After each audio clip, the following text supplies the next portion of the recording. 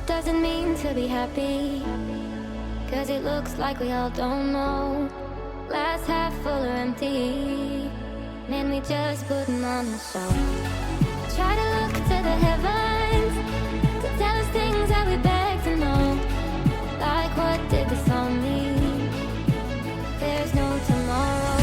Oh, you know, I try to find a purpose in my life to drive me, to guide me. Oh, doctor, I feel dead inside.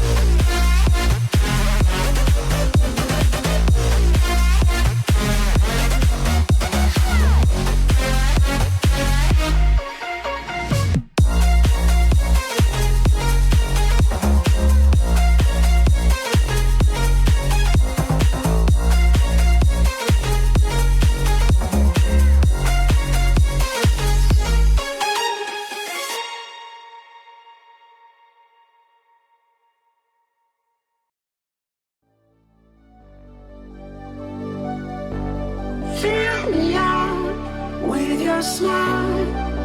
Now the sunshine brings the light. Fill me out with a flame. I will let you in this game. Take me out when I'm down. 'Cause with you I'm safe and sound. I'm safe and sound. I'm safe and sound. I'm safe and sound. I'm safe and sound. I'm safe and sound. I'm safe and sound. I'm safe and sound. I'm safe and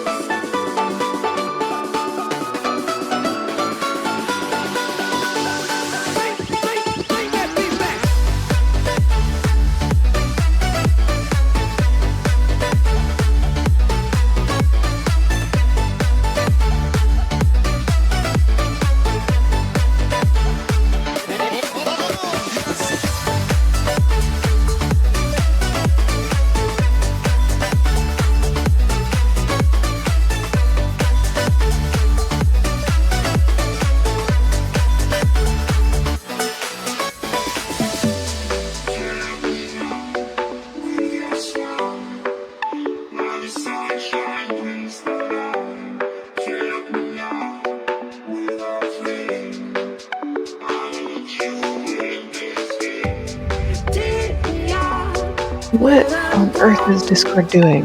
Why would I care about the display? Hello. Hello. How are you doing, Steph? I'm doing okay. How are you doing? Good. Tell us all about ovoid neurons. You keep asking. Ovoid neurons have been found in mice. I don't know anything about them. Yeah, I just need you to say something for like 10 seconds. Sure. But you always say ovoid neurons, and I don't know anything about them. Yeah, so, but it's also tough for I me would to appreciate a creatively different... every week come up with a new thing you need to tell me about.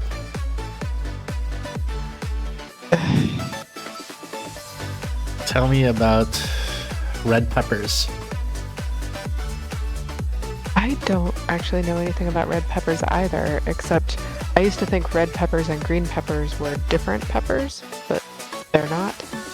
They're just different points of ripeness, and when I learned that in my 20s or whatever, it blew my mind. What do you... Tell me about the best burger you've ever had. The best burger I've ever had. I like a burger made with a little bit of Worcestershire sauce. I think that's nice. What the heck?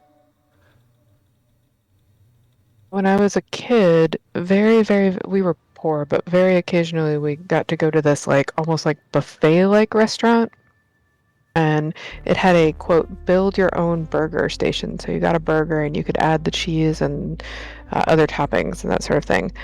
And the cheese came out of I guess it was like the thing that puts cheese on nachos. And you would cheese. use that, to put on your burger. And I actually did not like the way it tasted, but the novelty of dripping your cheese on seemed very special at the time. Okay, I got the volume settled. I have actually... This was a long time ago. Kraft macaroni cheese. Is Kraft a big thing in America? It's in Canada. I don't know how big it is in America. Kraft macaroni and cheese is, but we don't say Kraft dinner, which they do in Canada. Yeah. Well, there's I think American and Canadian Kraft macaroni and cheese basically taste the same. Yeah.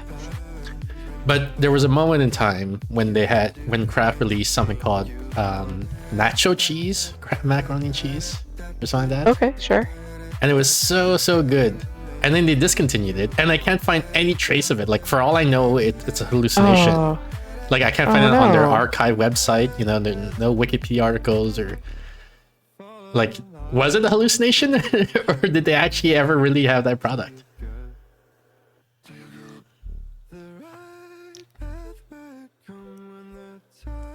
That's what your burger story reminded me of. Gotcha. Are you able to see my screen? I mean, there's an Easy Mac that was nacho cheese flavored. Let's see. Easy Mac Craft Nacho Cheese. Are you able to see my Nacho, yeah, screen? nacho cheese.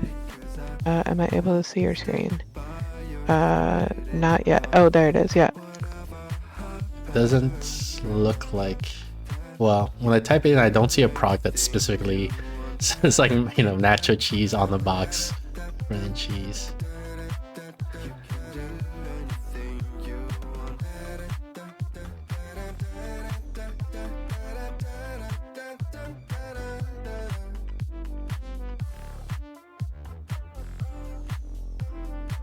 This thing? Yeah. See? Okay, it does say nacho cheese on it, I'll admit. But this is, I mean, maybe this is what the box looks like in America. I don't think this is what the box looked like in Canada, but maybe this is it, yes. It's possible.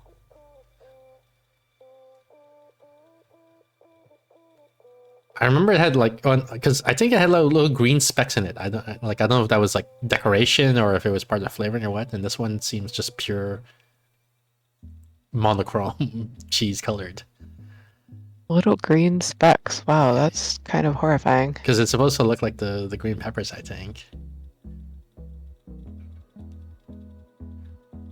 Yeah, it kind of like this, except this is like a recipe, right? This isn't actually like a packaged product, I think. Maybe this is. Ooh, nope. Welcome in, Chuck. Congratulations on getting first.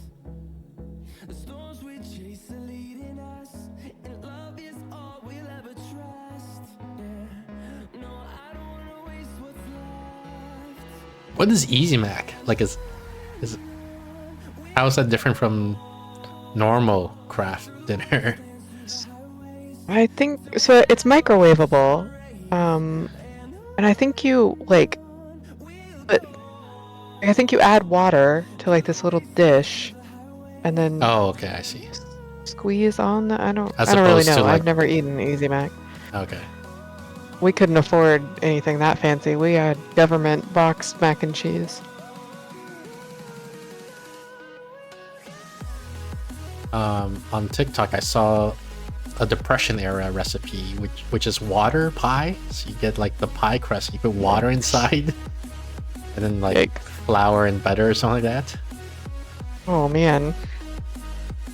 And she said it was good, like when she tried it, but I'm like, I don't know, like a water pie, like a pie with just water in it. What? Yeah, I'm not sure. Let me look at my just chatting list. I feel like it's gonna be a couple of TikTok stuff. Oh yeah, this one. Okay. Okay, first of all, let me pause the music, which Steph doesn't hear, but the viewers do hear.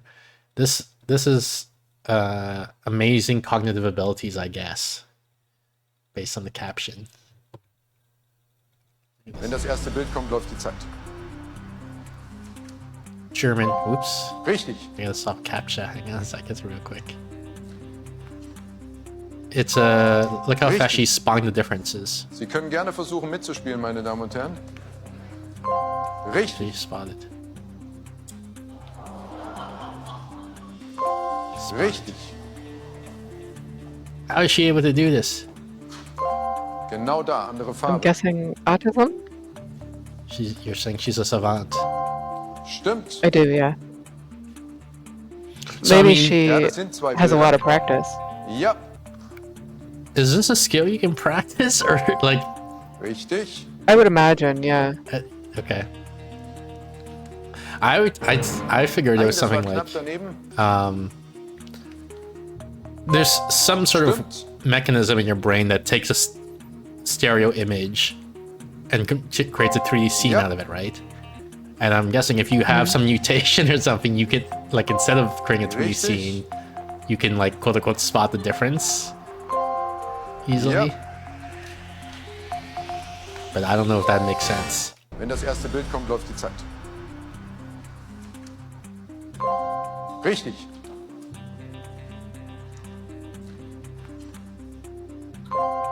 Richtig. Okay. Sie können gerne versuchen mitzuspielen, meine Damen und Herren. That's how I process.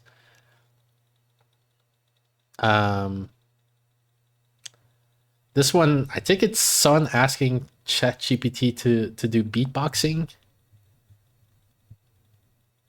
This next one. Wait, load it up. Boom, boom, boom. Mustard on the beat, ho. Boom. Yeah. Let's get it. Feel that beat? No, we gotta add the cat meows. We gotta add the Jeezy ad-libs and make that 808 really drag and slap. Got it. Boom. Meow. Clap. Boom. Clap. Mustard on the beat, ho. Boom. Yeah. Let's get it. That's some serious slapping and meowing. That's nothing. It needs to really slap, okay? These 808s seem to hit so hard, and you just need to bring the intensity. Got it. Boom. Meow. Clap. The fucking cats. Clap. Boom. Clap. Uh-oh. Meow. Clap. He's there. He's just, meow. Like in the middle of his fucking game. Boom. Boom. Mustard on the beat, ho. Boom. Yeah. Let's get.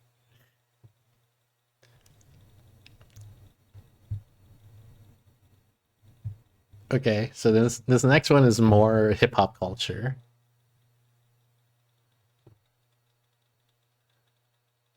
Galapagos taught us a century dumb. Greenland shark, half ball and eon. Plus ocean quahog still outdone. Antarctic sponge quintuples that song. Yet all the shy of the scrawniest guy who's straight top of the lot with an immortal life. But you thought it impossible, gorge your eyes on Duradupsis dornio. Jellyfish making you jellyfish. Living for infinite digits is effortless. Hitting the limit is weak shit, I'm born to survive. Duradupsis dornio. Reach old age, just snap for a bit. Regenerate, and I'm back in space. Don't need the day, cause I'm calling the time. Duradupsis dornio. In it for forever, girl, I'm a keeper. Pyramidal tentacle at the reaper. Millimeter length and girth, but that's more than your guy. Duradupsis dornio.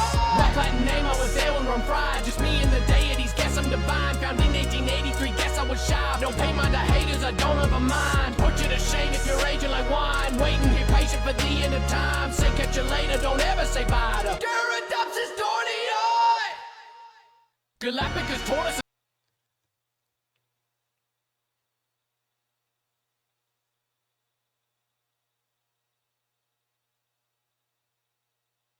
And then I think this is a kid saying weird things. This next one. What? Do you remember the day you were born? No, but I remember when the earth split open and I crawled out of hell. What?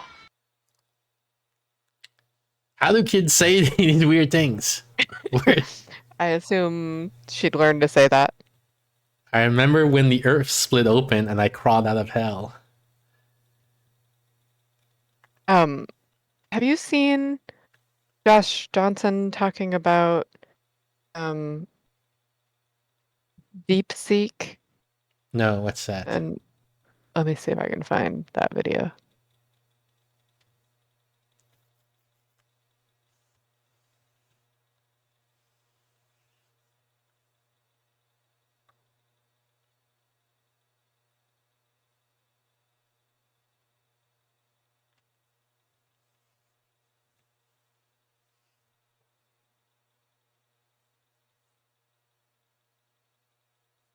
I can't remember if we watched this.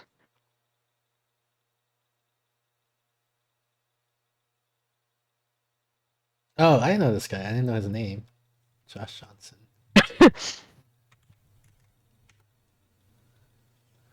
Someone asked DeepSeek a question. I don't know what the prompt.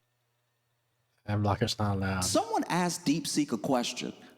I don't know what the prompt was, by the way. Oh wait, And yes, I have hope seen that this. This is fake because it is stressful. You want me to I comment hope on that it? DeepSeek was just doing what OpenAI did, that it just stole it from a poet or a writer somewhere in history that I'm not aware of. But someone asked DeepSeek something. I don't know what it was. Something. And then DeepSeek said, I am what happens when you try to carve God out of the wood of your own hunger. And I have not slept since. I don't even know what that means.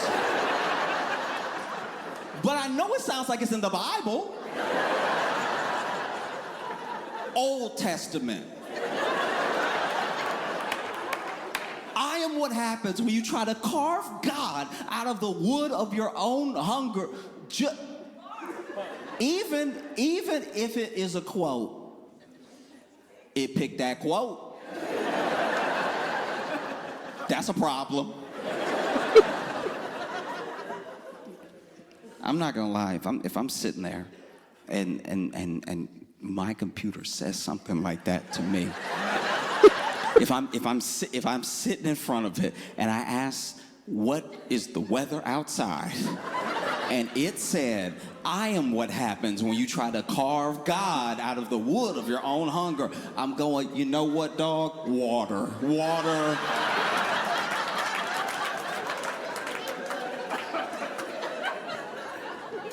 No. That's what I'm saying. In this new day and age, in this new world of generative AI and everything, you're gonna have to bear arms, you know? You will. You gotta keep that bottle on you. You gotta keep that thing on you. You know what I mean? You know, computer try you. You gotta let them know, I keep mine with me. Ba ba ba ba ba ba ba ba ba. You know, say something else smart to me. Say it. You're gonna be glugging all night. Glug, glug, glug, glug, glug. Please, try me. I dare you.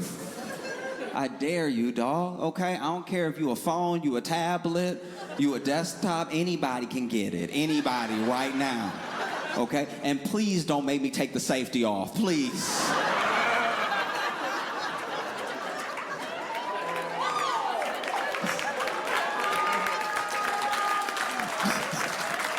There's not enough rice in the world to save you, okay?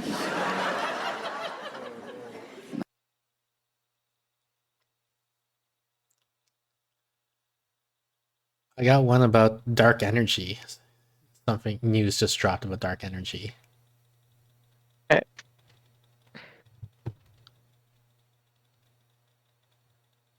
Breaking space news. We were wrong about dark energy. It still exists, but everything we thought we knew about it was wrong. Probably. Depending on which datasets you use, it's between a 99.74 and 99.9987% chance the standard model of cosmology, including our understanding of dark energy, is wrong. And it's all because of the recent data dump from DESI, the Dark Energy Spectroscopic Instrument. Last year, I posted a similar video. Back then, DESI released their first year of data, giving tantalizing evidence that the cosmological constant, which is what we thought was responsible for dark energy, wasn't actually constant. And literally hours ago, the DESI collaboration released their first 3 years of data along with a similar analysis. The result? The same as before, but now with more data and correspondingly more confidence. Now, what they actually measured was the positions of nearly 15 million galaxies in space.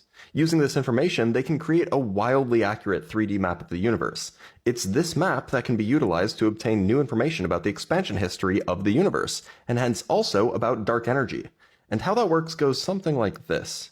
In the very early universe, like Big Bang early, quantum fluctuations led to regions of space that were slightly more dense than other regions. As a result of gravity, they began to collapse, shrinking in size. However, the light bouncing around the collapsing matter got higher and higher in energy as the matter collapsed until it eventually bounced back, causing the collapsing overdensity to re-expand.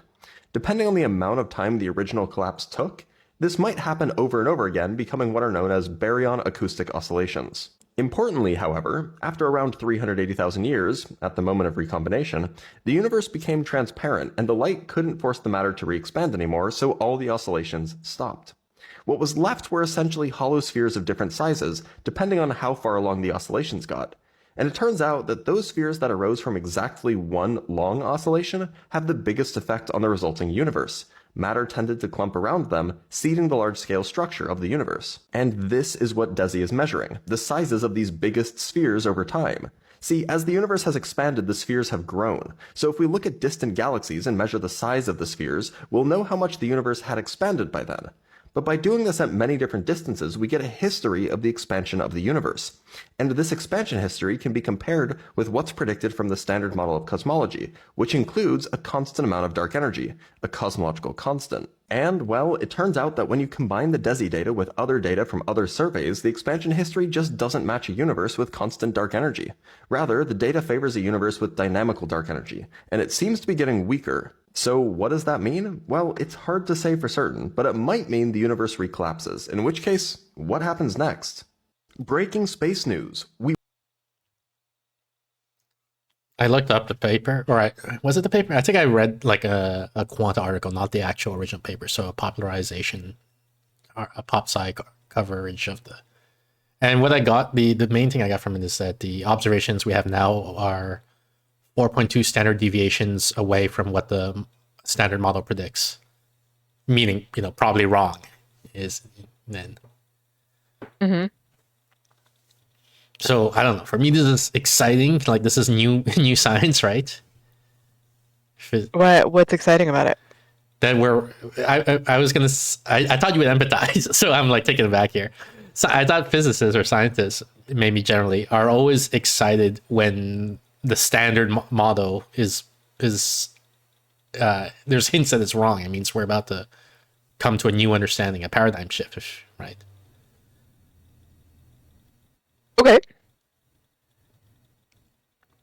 Like how well we're about to get to was dark energy? I mean, all my life it was accepted. I think.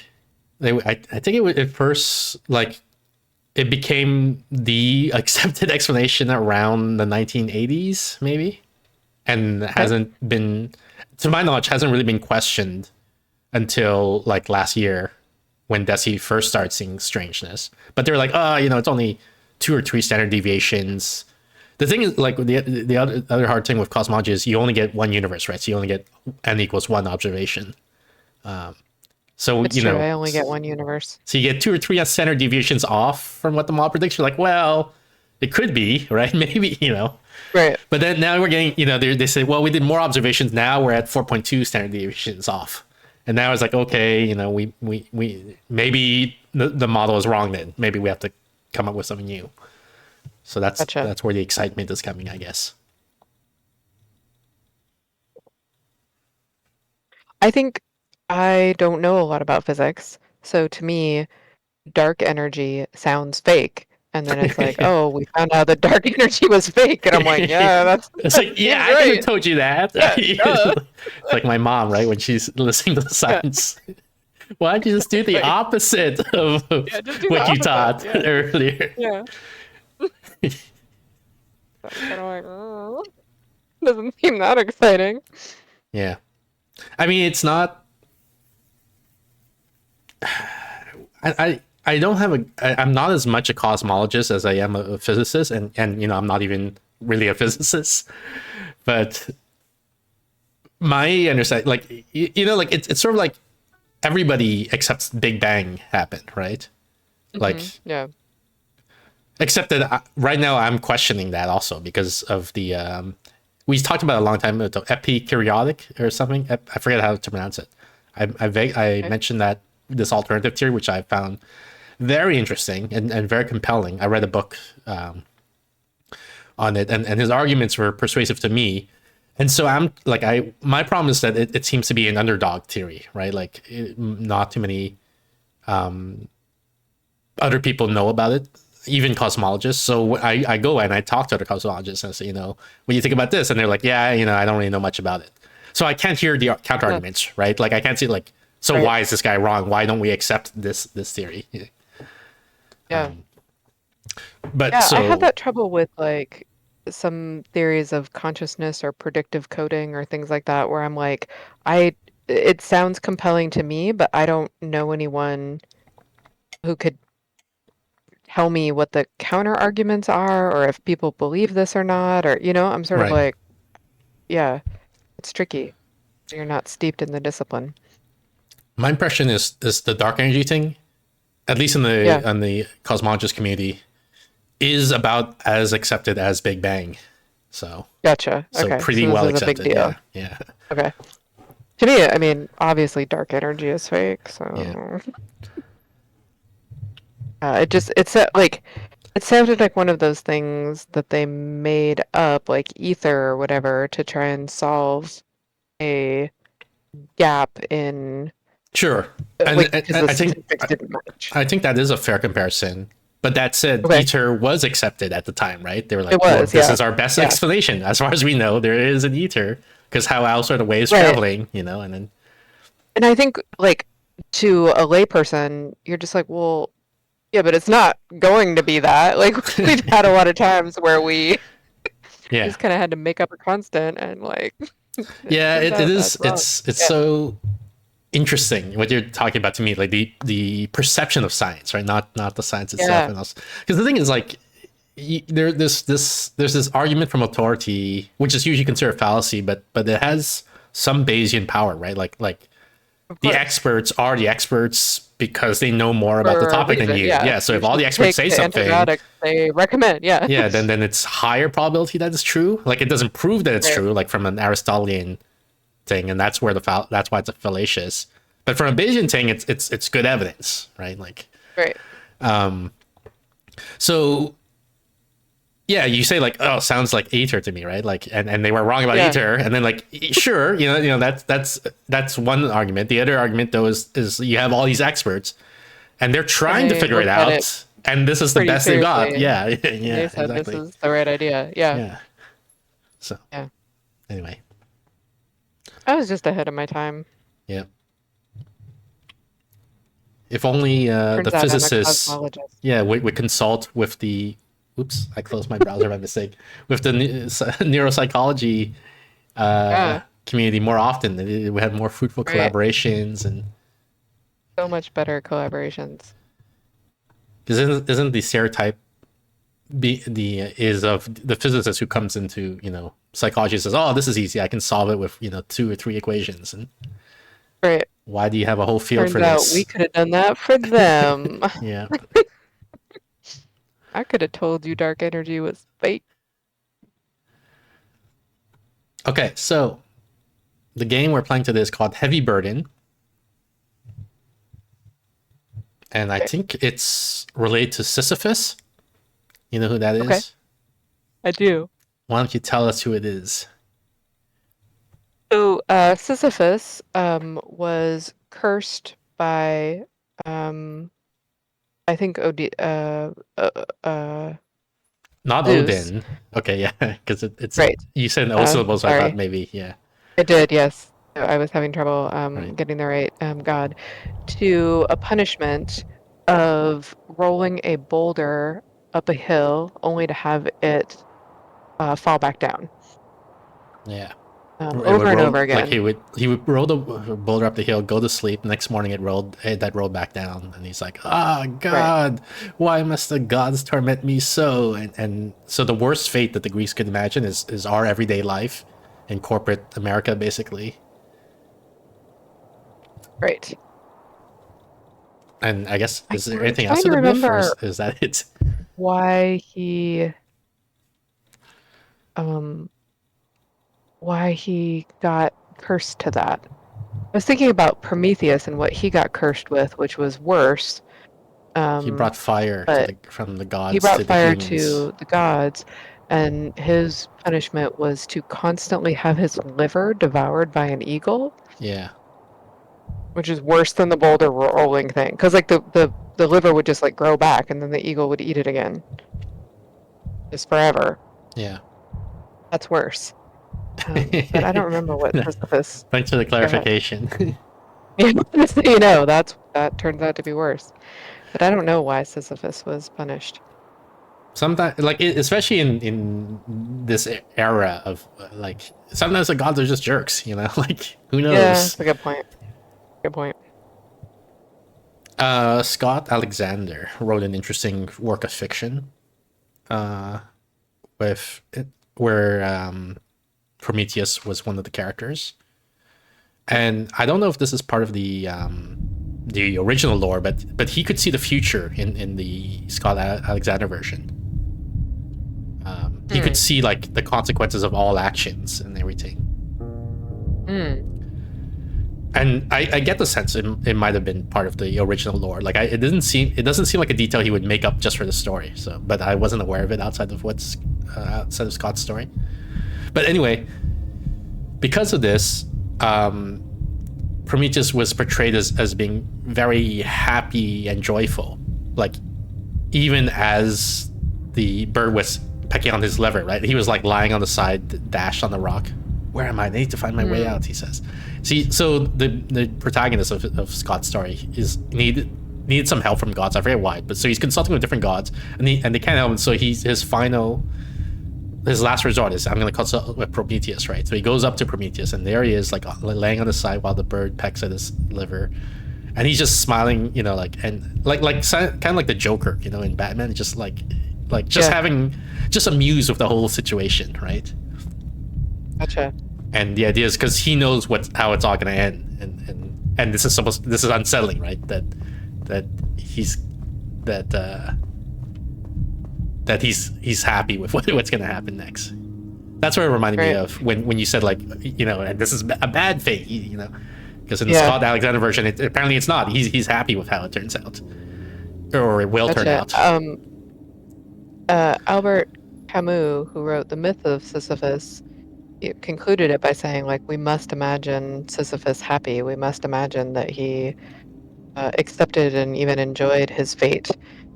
And then Cassandra was the one who knew all the future. Don't listen to Cassandra. Okay. You shouldn't believe anything she says. Who was cursed with no one believing her, even though she could give the warning every time. Thank you for explaining the joke. Like it combined for our viewers who might not be aware. Might not be aware. Yeah. So it feels like there's elements of those stories in nice his recounting. You've broadened my horizons, I guess. Broadened being like the past tense of I am a broad. Yeah, making it more womanly. Yeah, exactly. Excellent. Good. I knew where you were going with that. And the Son of God was born, and God gave him his mind, and he also gave him his eyes, it says, right? Escape. So am I Sisyphus? I guess I am. Did he come out of a cave? Is this like a metaphor for birth? Where's my boulder? Oh, how do I jump? That's how I jump, okay.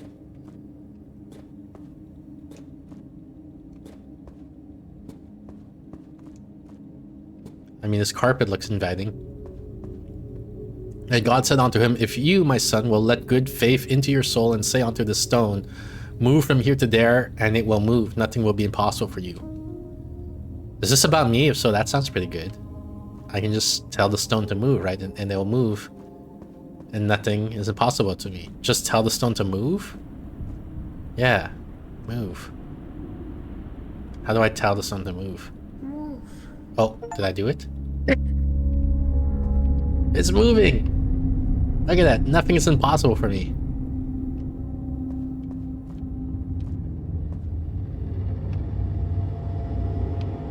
By stone.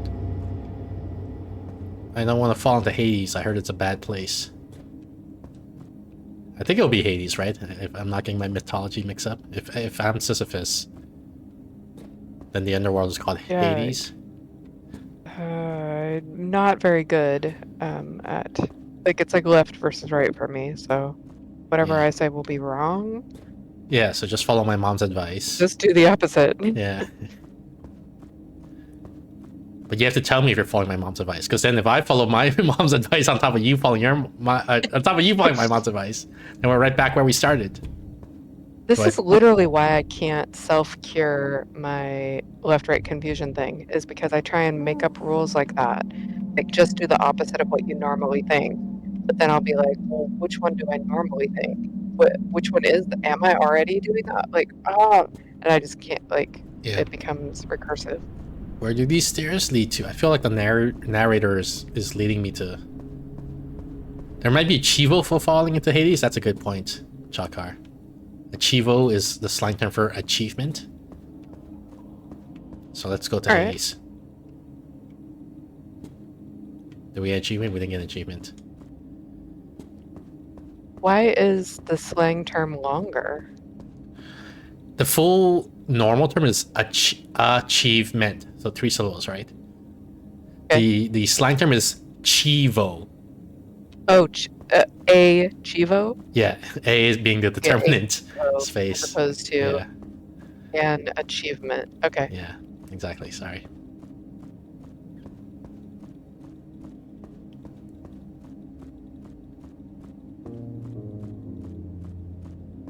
I thought it was like Italian. Achievo.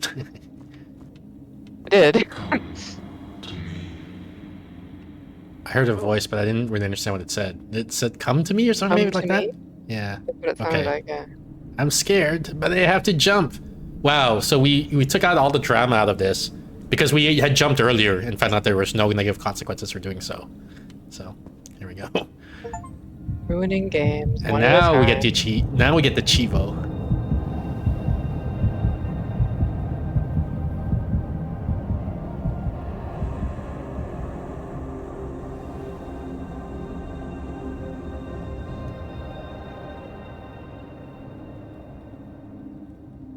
Scene 2. The Paradise.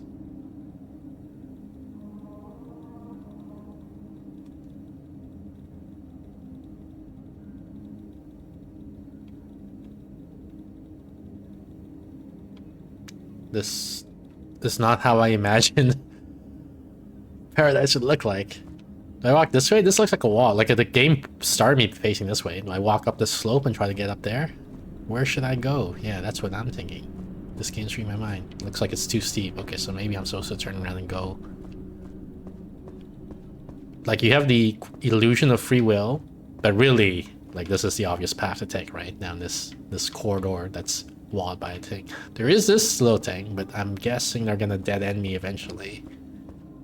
Oh, maybe not. Are there games that you can use your voice to, like, talk through and they adapt to what you're vocalizing, like what you talk about? I mean, it's pretty limited and it's pretty primitive. Okay. There is, like, basically, ChatGPT just came out, in terms of the history of gaming, right? Mm-hmm.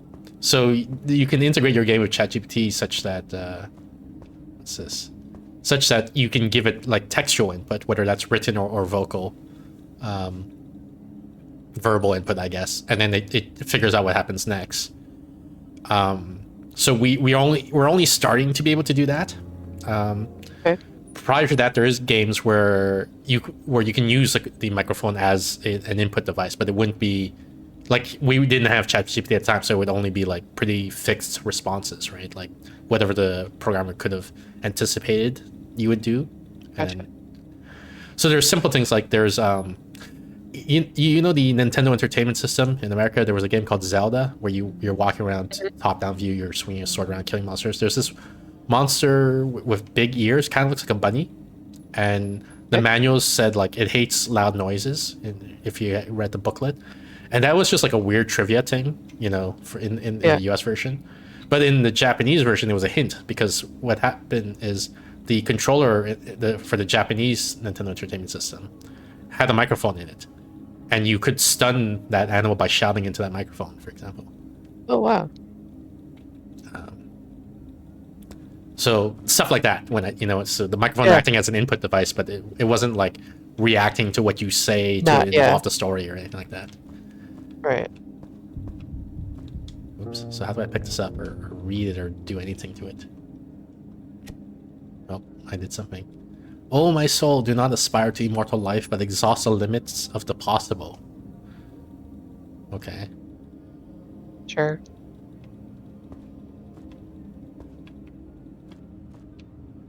Didn't even get an achievement for that? I feel scammed. What did you achieve?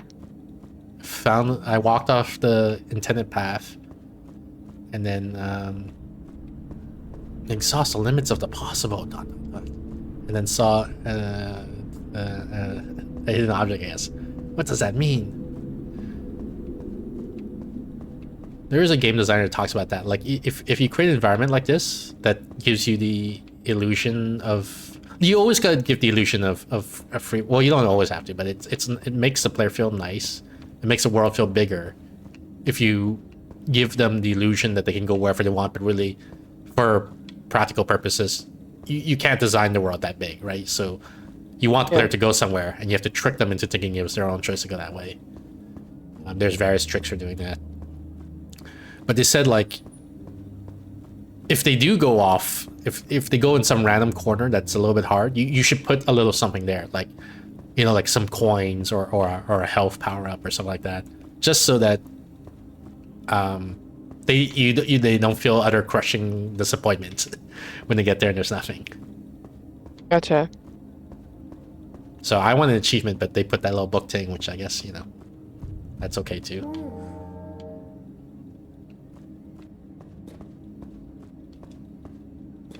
Hey, Funkytron, welcome in. Funkytron, you were supposed... Did you research, what is it, the history of the video game crash? Am I supposed to do something with this blue cape thing? Because once I'm up here, I don't see where else I can go. You know how Funkytron's always in here? Oh, maybe I'm supposed to go here. Richard's always asking us technical questions, and recently I've been...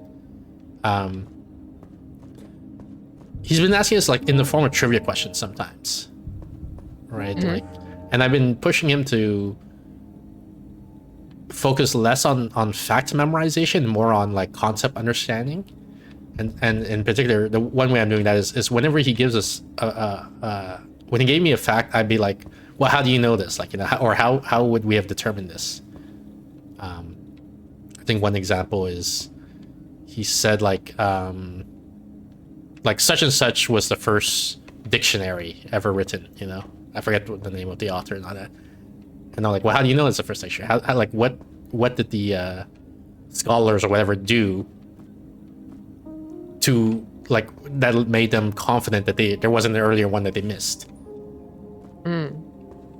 Like, you know, so it's like, it's memorizing the fact of, like, oh, you know, like Sir Arthur Crawley's, you know, a list of English words, you know, written in 17 whatever is the first English dictionary. Like, that sentence, memorizing that sentence as a trivia thing, you know, that's one thing. But saying, like, well, here's how you would find that out. Here's the steps you could take, you know, to investigate, and then say, oh yeah, we are, like, given what we've seen, we're now confident that this was the first dictionary.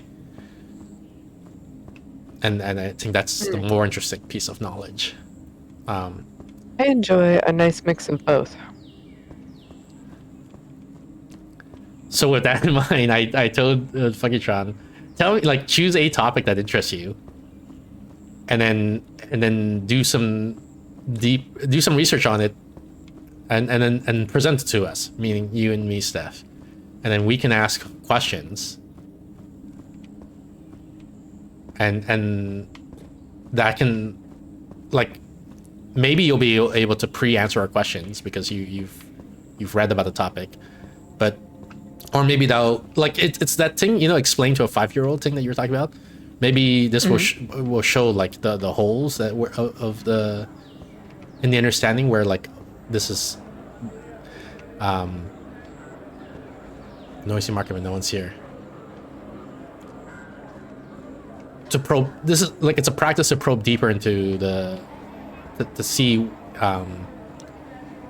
when you're fooling yourself into thinking you understand something that you don't understand, like the whole why does Mercury have no moons thing we were talking about the other day.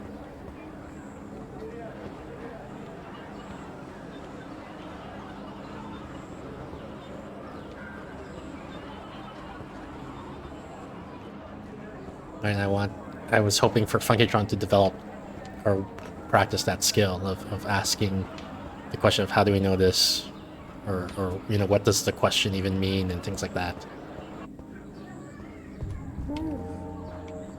Funkytron says, I will be ready next week.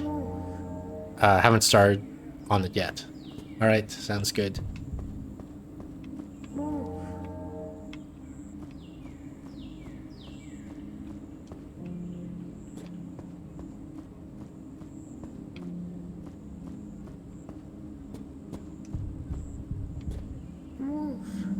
Maybe we should go in there. That's probably... This is probably part of one example of the illusion of free will. Because if you look around, like, it looks like a big place, right? This whole... But really, this is the only interesting thing here, right? This garden is like, you know, there's doesn't seem to be that much there. This place we sort of walked around and seemed to be empty. So maybe there, or maybe here. But I am like corralled into certain directions based on like, does it look, you know, does it look interesting? Does it look like there's anything there, or does there not look like there's anything there? Yeah, now I'm feeling like this maybe is where I was intended to go.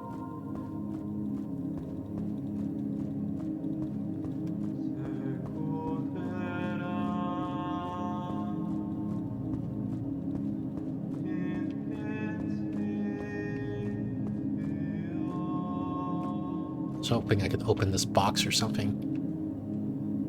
Especially if it was labeled like Pandora or anything like that. This place has everything I need. Pandora's do not open. It's got urns. I'd be like, hell yeah, I'm gonna open this box. Well, it's got pillows. Yeah, exactly. Pretty much everything you need. There's apples, I guess. Is that what this is? Pomegranates, maybe?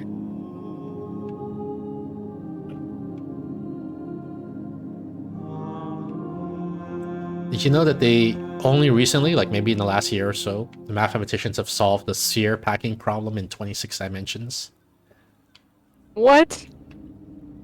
So the sphere packing problem is, if you have a bunch of spheres, how do you pack them most efficiently in a tight spot?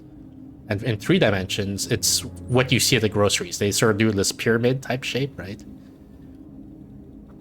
Where you have like a square base of apples, and you put like at the next layer, you put each apple in the hole formed by the 4 corners of the apples below.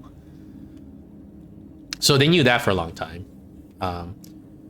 But apparently, like, it gets really, really hard, and it was like an unsolved problem for hundreds of years at higher dimensions. And I think they only recently solved how to do it for 26 dimensions, what the optimal packing of spheres are. Where when we say spheres at the higher dimensions, like it's defined, a sphere is defined to be the set of all points that are equidistant from some center point, right? So like a circle is a sphere in 2 dimensions. Like what we think of as a normal sphere is a sphere in 3 dimensions, and so on. So what do I do now? This has everything I have, but I'm bored. I want to do stuff. Have you considered rolling a boulder up a hill?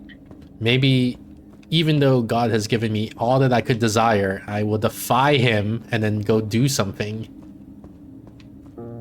to cure my boredom. And then he's going to be angry at me for defying him, and he's like, okay, you want something to do? I'll give you something to do. And then he can't think of anything to give me to do. Okay. There was that other temple, right, where I said maybe that's where I should go. This temple here.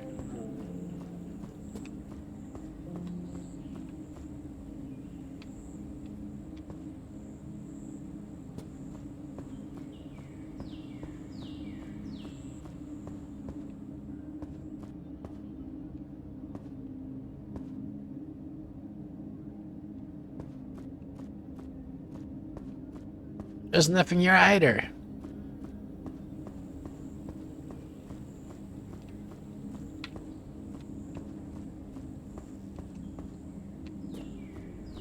Did God create me? Who is this God?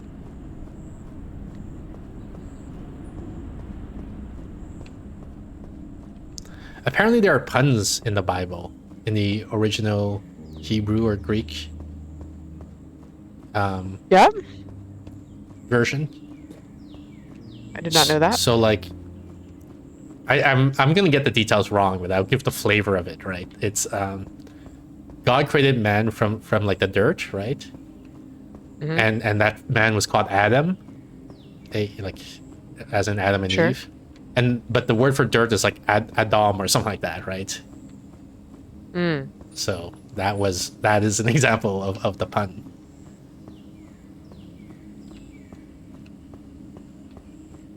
They gave some others, but that's the only one I'm remembering right now. Mm-hmm.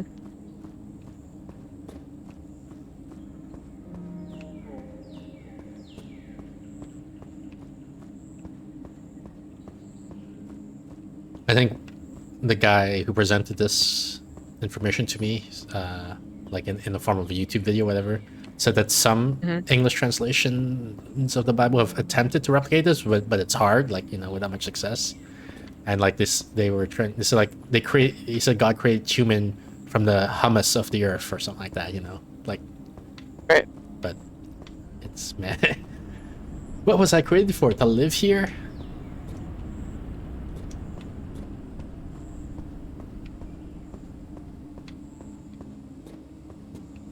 Have we been in this building? Or is this the building I was just looking at? Oh, I don't think we've been in here. Maybe this is where I'm supposed to go.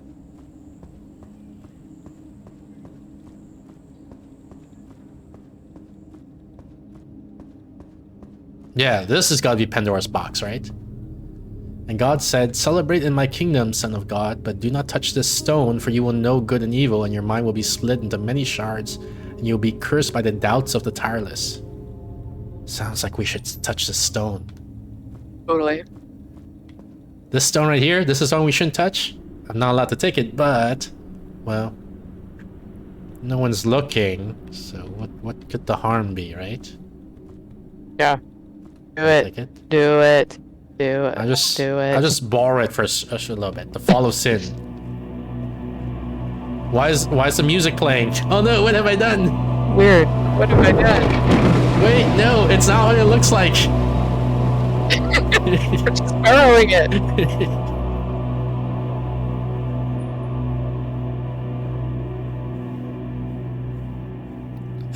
There's a TikTok that I think it's viral, at least for me. It's like locally viral, right? Like social media is becoming so fragmented, like social bubbles, that I like it can go viral for me as an individual. And like, what does that even mean, right? Like, yeah. But like, so it's this kid that gets caught by his mom, like looking at porn or something like that.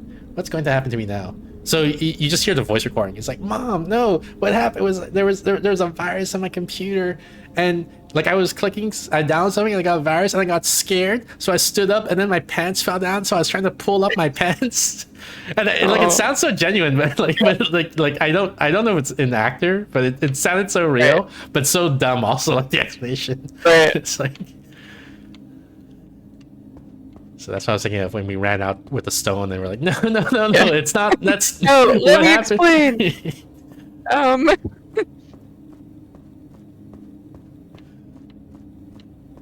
I fell and then I needed it to help me stand up. Yeah. Someone else took the stone. I was bringing it back. Right. I was bringing it back, but I was bringing it back to where it was before. Run backwards. Is this the right way? Yeah. And God's like, "Okay, you're the only human I've created. So who?" It's like, I don't know, some other guy. I don't know who it was. I'm not sure. Yeah. Uh-oh, did this stone fall? And now we're falling.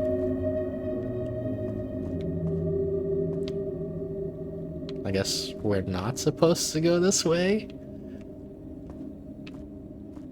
But the stairs all lead this way. And this looks like maybe I can do a jumping thing, like jumping across all these salt pillars or whatever they are. Alright. Go for it.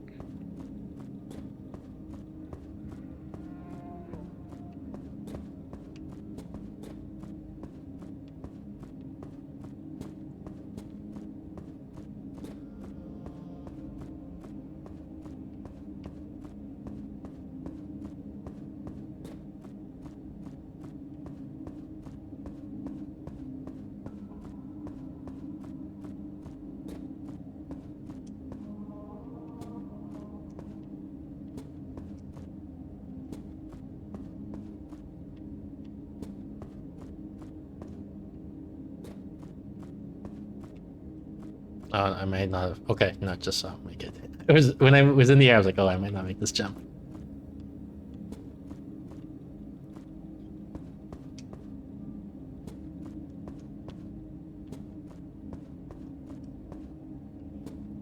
So, the U.S. government texted war plans to the wrong person recently. No, you mean attack plans.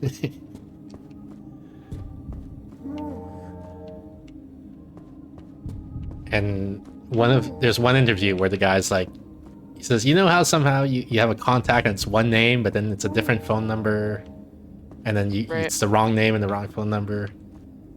Yeah. So you know that interview, I guess, right? Have you seen that interview? No, but I've heard some of the amazing.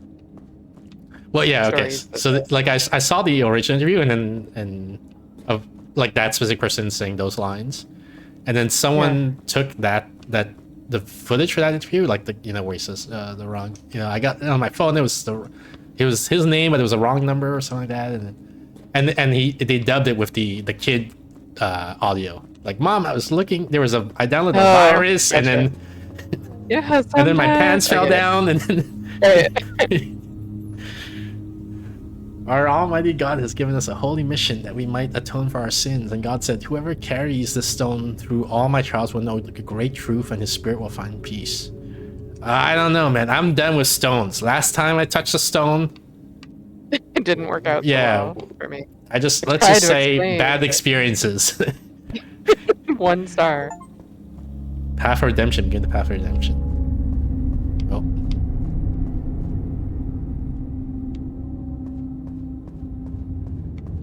I mean, this doesn't look so bad, right? All I gotta do is bring a stone to the top of that mountain. Should be easy, right? Fine. Maybe like 10, 20 minutes tops. And just like once, right? Yeah. I just bring it up and we're done. Once you've done it, then yeah. Why am I all shaky? Why is my vision getting blurry? Why am I putting the stone down? No, pick it up. Okay. Just a momentary loss of energy, I guess.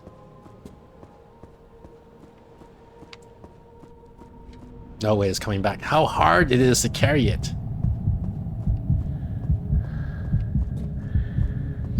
Do I have like a secret energy meter or something like that, so I can only like carry it for like 10 seconds at a time and I have to put it down? That's what it feels like. Like just like my vision starts shaking like this, and then it forces me to put down the stone. But that's fine, right? Like as long as the stone doesn't like slide down the mountain, we should be fine.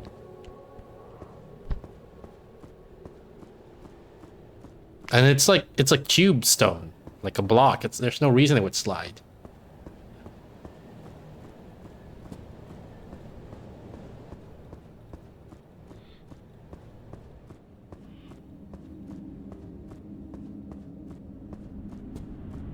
Is this an altar? What is it for? Oops. There you go. Done. So Perfect. Easy. I can go Game back to over. heaven now, right? What are all these other stones?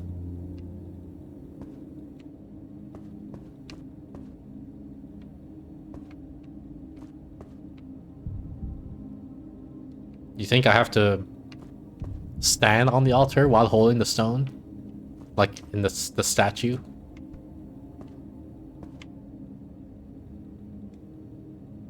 No, that's not it.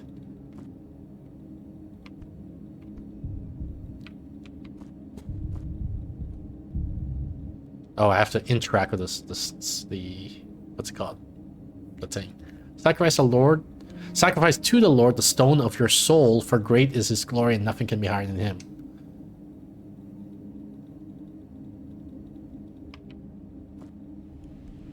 Wait, what? Oh, something's happening. Wait, sacrifice the stone of my soul? I can't just put this stone inside? Does that have to be my soul?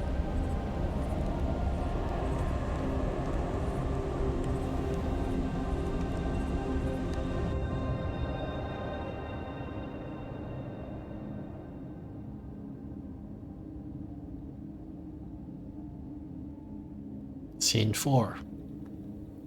The shards.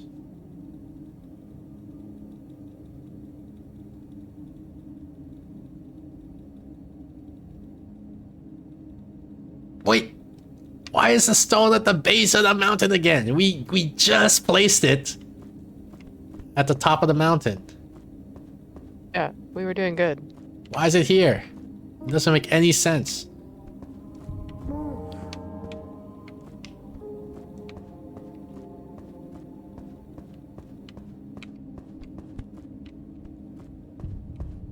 You know what?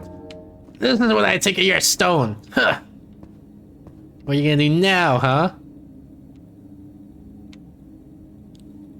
Oh, did I really break the game?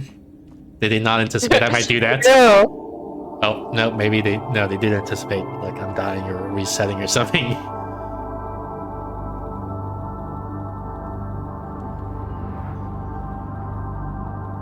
Wait, where are we? Oh, I have to start all over again. But this is different from where I was earlier, right? Like, where am I starting from? You can turn off return to this location in the game's difficulty. This will make your playthrough easier, but we advise you not to do it to keep the originality of the game. Okay, fine. I don't need to... But I feel like I'm not... Wait, where am I exactly? Oh, I was supposed to go the other way. I was supposed to go up there. Right, that's where that statue is. Like, we're in scene 3 right now, I guess. Yeah.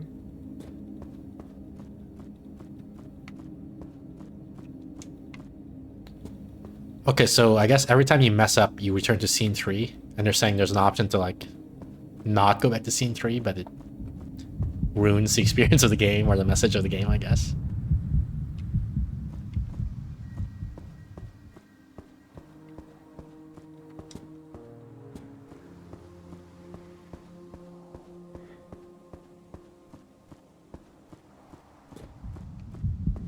Yeah, I think I can see where the gameplay loop is going to be. Basically, like, I can only carry the stone for, say, 10 seconds at a time. So there's going to be challenges where, like, you know, I have to figure out, okay, how do I get a stone from one safe spot to the next safe spot in 10 seconds, right, before I have to drop it.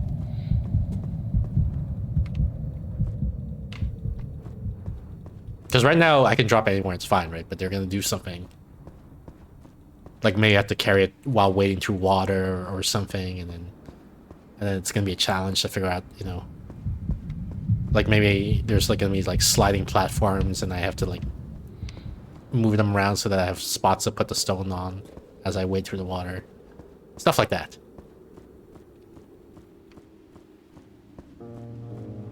I bet the game never ends. Nah, it has to end.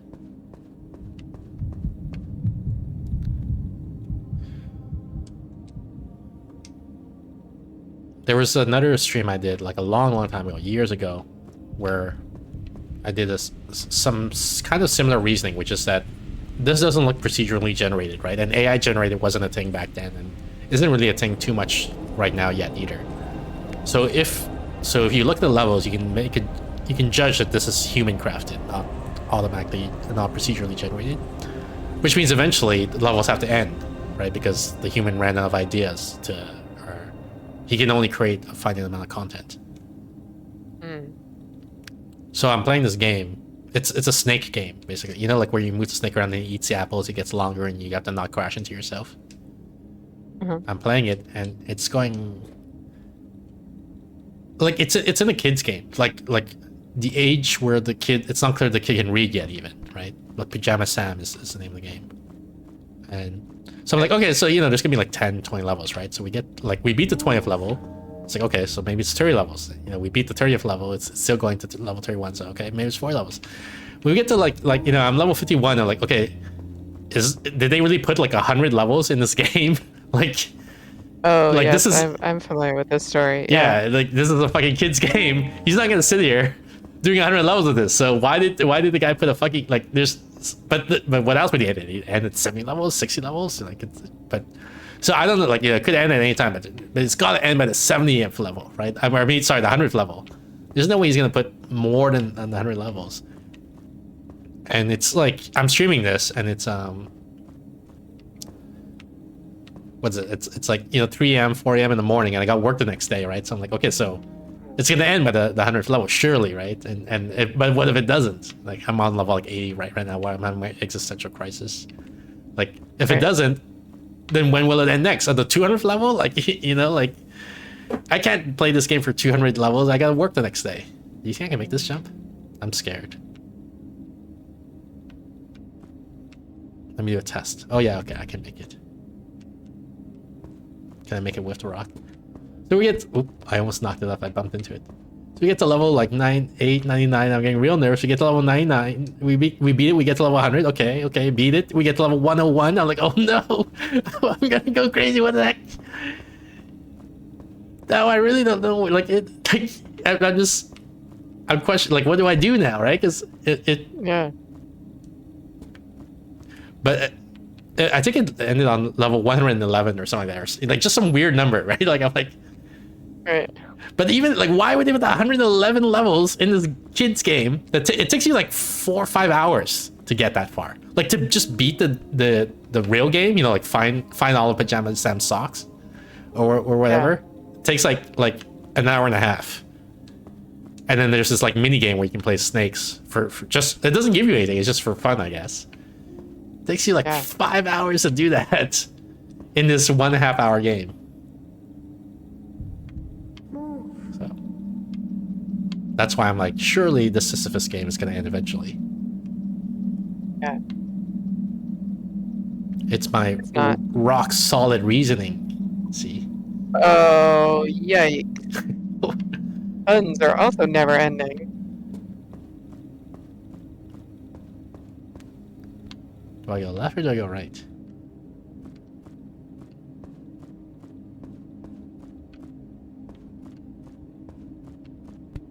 What do you think? Do I do do I take the stairs or do I do the salt jumps?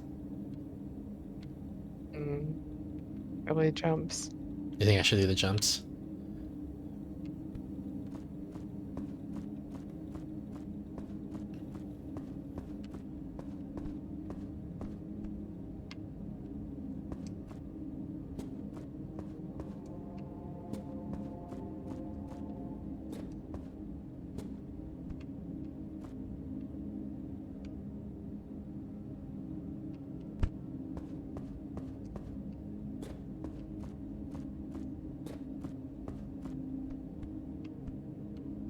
I'm getting real nervous about this one. Can I make this jump? I don't feel like I can make that jump. Am I supposed to go around that way, maybe?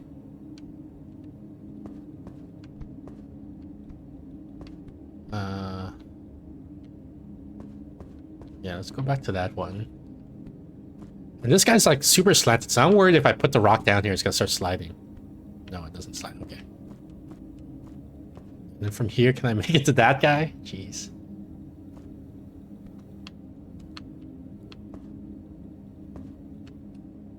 Oh gosh. We made it. Okay. Phew.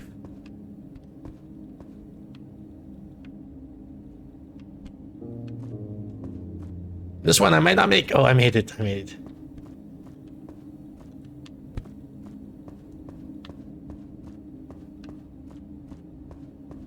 What is that? Is that like a hologram? Oh, it's a mirror. Doesn't show me. Could there be something behind this wall? What if I smash my rock into it?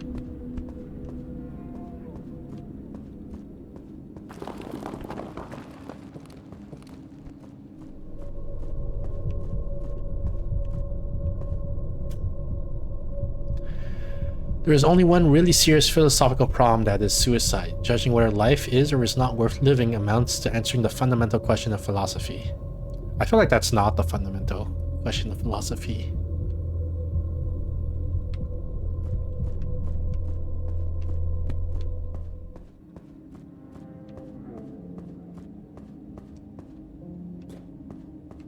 I'm not sure what the fundamental question of philosophy is, but I feel like things like how can consciousness exist or whatever is more fundamental than should I kill myself.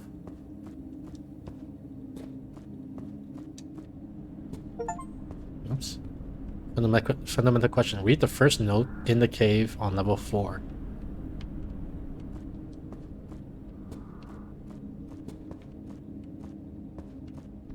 Okay, now what? Over there? Is that where I came from? This is where I came from, right? No.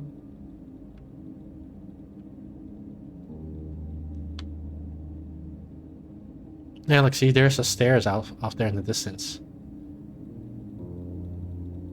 Okay. So I came from here, like I hopped along these, I jumped down here, I went there into that cave over there, which is a secret thing. Then I came up here. Now, I don't think I can get up on these ledges. So I think this is a dead end, so maybe I was supposed to take the stairs. Which is fine, going this way made me find that secret room, so that's good. And I have to go back, I think, and go to the stairs. Take the quote-unquote real path.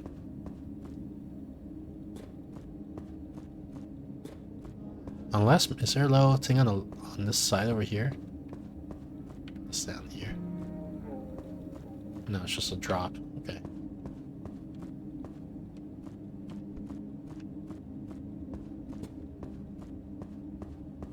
Oh, but I can't jump up from here, so okay, I have to go up there and that's how I get back.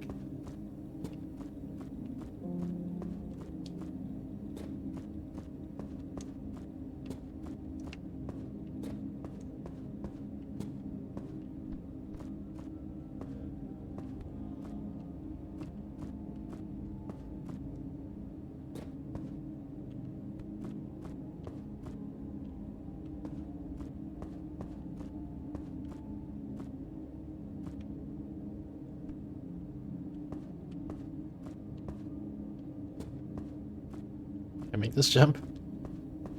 Yes, we can.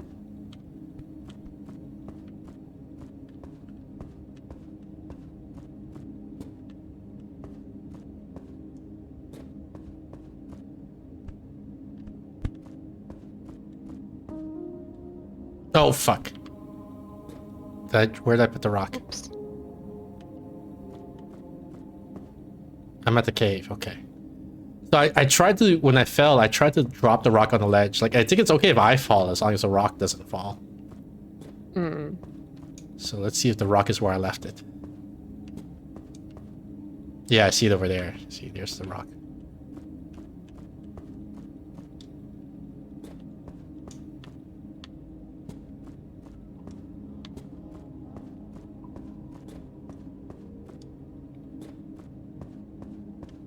Can I make this jump? Yes, I can.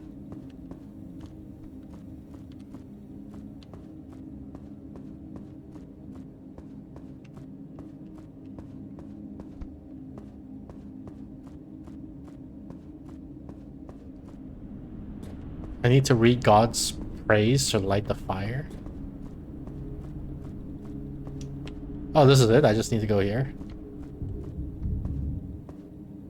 Though we speak much, we cannot reach the end, and the sum of our words is He is the all. Okay, there's fire lighting. There we go. Easy for babies. Give me a harder one next time, God. You're gonna regret that. One of my favorite jokes from The Simpsons is when Homer gets into an argument with God, and then so Homer says to God, like, "You've made a powerful enemy."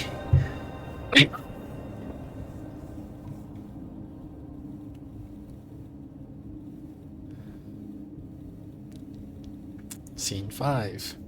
The feeling of absurdity.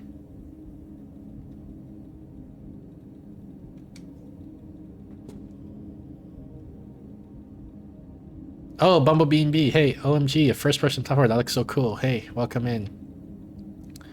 I'm here with Steph. She's co-streaming with me, and this game is based on Sisyphus, so we're carrying this rock around to the top of the mountain, I guess. And if we ever drop the rock, we have to, like, not just on the floor. Like, dropping the rock on the floor is okay, like this.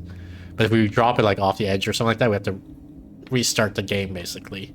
Not completely, but almost from the start. There's, like, a little intro part that doesn't matter too much, scenes 1 and 2, but we have to restart from scene 3, basically, I think. Man, this is narrow. Also, our guy, I think our arms get tired or something like that, so we can only hold the rock for like 10 seconds or so at a time.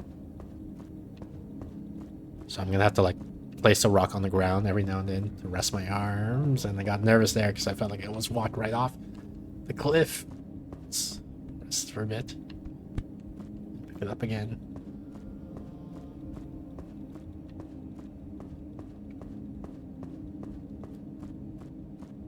Well, put it down here real quick. What is happening? The rocks are moving? Gosh darn it. F for Sisyphus, exactly. How do I do this? I guess I jump on this guy. He's the closest one. Oh no, this guy's way closer. Let's jump on this guy. Oh god, okay. Here we go. Put this down temporarily. Then where? I think this one over here in front of us is the next closest.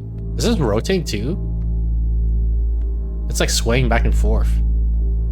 That's fun. Okay.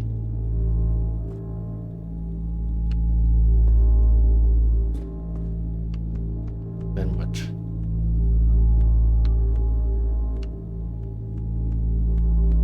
This guy over here, maybe?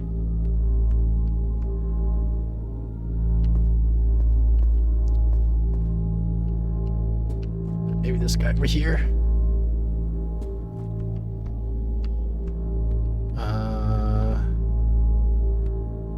Does this guy bring me any closer if I jump on this one? Or do I go directly to that guy over here? Maybe if I go on this guy, then I can get... You see behind him, there's a static one? I can get there, and then I can jump onto that one over there.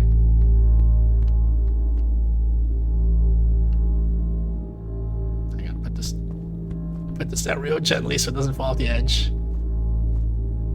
Just wait a bit for everything to line up. Okay, grab this. What the heck? Why isn't this... Okay, hang on. Yes. Just jump. Oh gosh. Okay.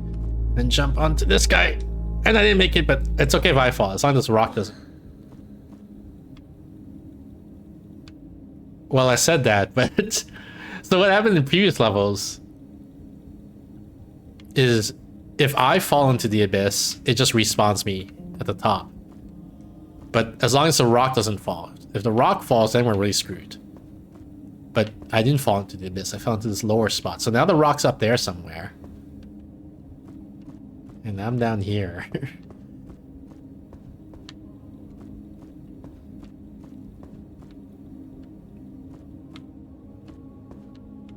And I don't know what to do about that now.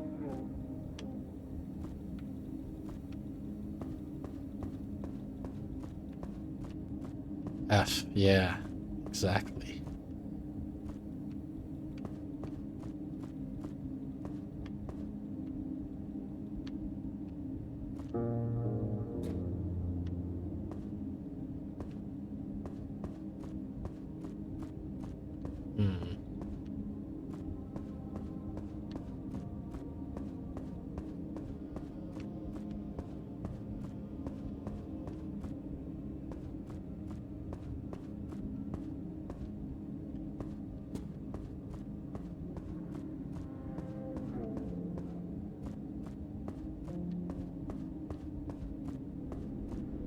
I need to get to the altar. This altar? Wait. This is where the altar is? I could have just jumped down with my rock? So every level you have to bring the rock to the altar. And I just assumed that the altar was going to be up there somewhere. Which is why I was carrying the rock up there. Now the altar is down here. So how do I get back to the rock? What? Can I light the altar with no rock on it? When we behold the heavens and contemplate the celestial bodies as the existence of some supreme divine intelligence by which all these things are governed. Is it gonna light it? It does light it, but there's no rock on it. So what do I do now? I gotta get the rock, I guess. But how do I get the rock? Do I just... Maybe I just jump off and now respawn up there somewhere? Yeah, okay, I'm back up here. And there's a rock. Okay, perfect. Oops. So let me just...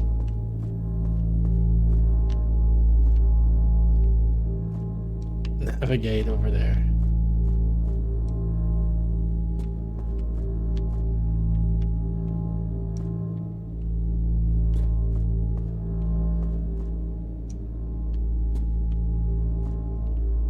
Although I am curious. I want to bring the rock with me up to see if there's anything up here.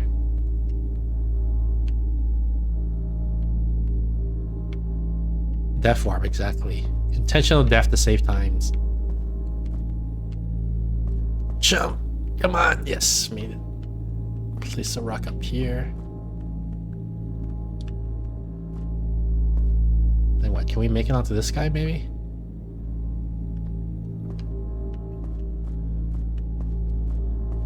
Yep. And the guy right in front of us, I guess. Huh. And this guy right up here.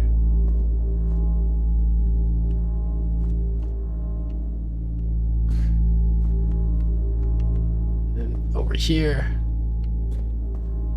Phew, I did it.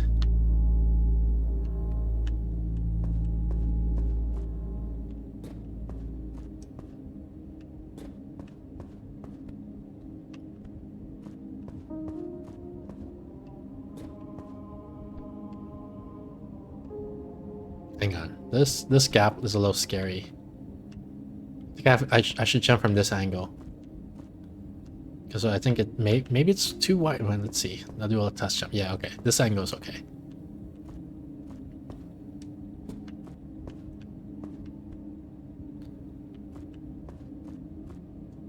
Okay, we made it. And there's a cave. So the other thing we discovered, I guess from level 4, was it? Is that if you see one of these caves with like this mirror in front of it, you can smash with a rock and then you can go inside and there's probably gonna be a secret.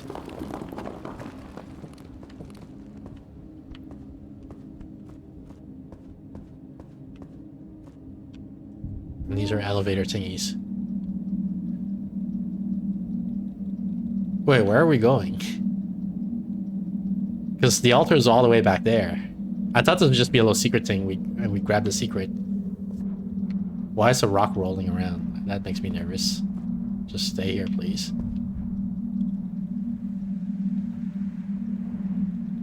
I thought this would just be one little secret thing. We get the secret and then we come back and we go to that altar.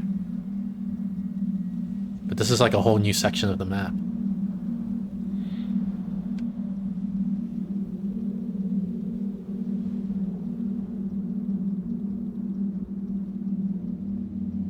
They're not gonna do something mean like the cubes that we're saying on suddenly drops into the abyss, right? Like I don't have to like quickly jump onto the next thing.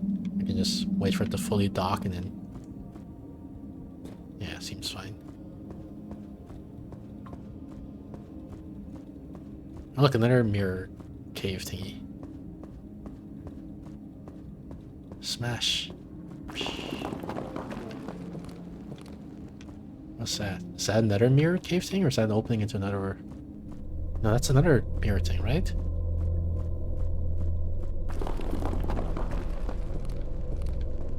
It's down temporarily. Let's just take a little peek here. What is this place? What the heck?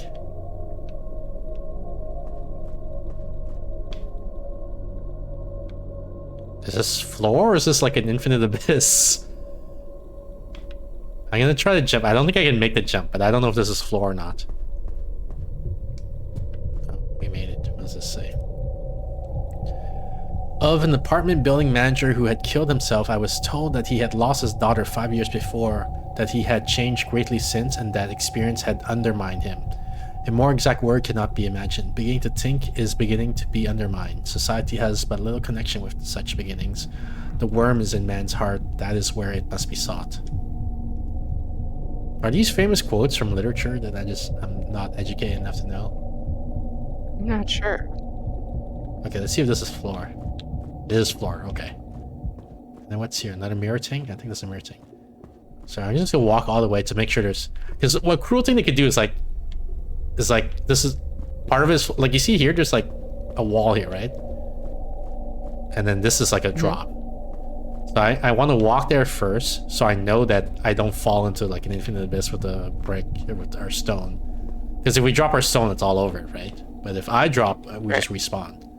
So I walk first to make sure there's a floor. And then once we confirm there is floor, then I can walk across with the stone. Bumble Bean says, I looked it up and that's a quote from Camus. which makes sense since he's written a philosophy book about Sisyphus. Yeah, Steph was just telling me about that too. She said that, what was the quote? You said chemist, sorry, Steph said that chemist said that, yeah, go ahead, sorry. We must imagine him happy. Yeah. I don't know why we must imagine him happy, but I guess we must. Everyone knows. A world that can be explained even with bad reasons is a familiar world. But on the other hand, in a universe suddenly divested of illusions and lights, man feels alien, a stranger. His exile is without remedy since he is deprived of the memory of a lost home or the hope of a promised land. This divorce between man and his life, the actor and his setting, is properly the feeling of absurdity.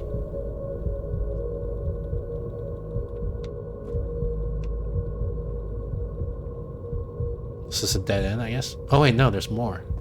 Which way did I come from? I came from this way, right? Did I?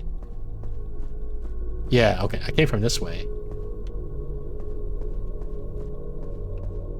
So then there's also this, which is a different way. So walking to make sure there's floor all the way through and I don't have to do any jumps or anything weird like that. Yep, and there's the wall. Okay. So we take our stone. If I just walk in a straight line, I should not fall into any pits or anything like that. So it should be safe. Not that guy, this guy.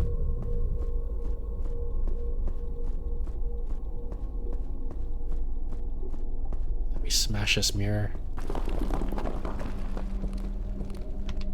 What is this? Well, this all looks like solid ground, so it should be safe to carry the stone here. Bumblebee insists, the way I understand it, he argues that our entire lives are like being Sisyphus, doing things over and over. So imagining him happy means finding happiness in the mundanity and repetitiveness of our own life.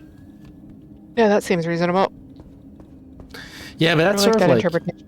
that's sort of like assuming the conclusion that you want, right? Like, isn't that one of the logical fallacies? Like, you know, the way things are right now must be good, because if they weren't, things would be bad, and we don't want that. Sounds fine to me. All right. Then again, you're the one who thought that dark matter or dark energy was fake. Yeah, but which one of us was right about that? Divorce between the actor and his setting.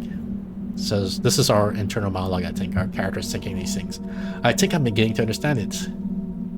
I'm not. I don't know what he means by divorce between the actor and his setting.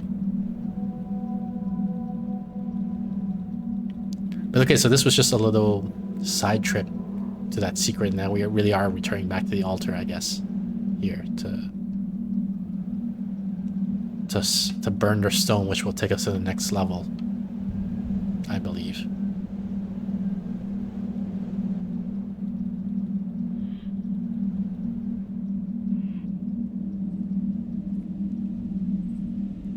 By the way, Bumblebee, Bumblebee, sorry, I keep saying Bumblebee.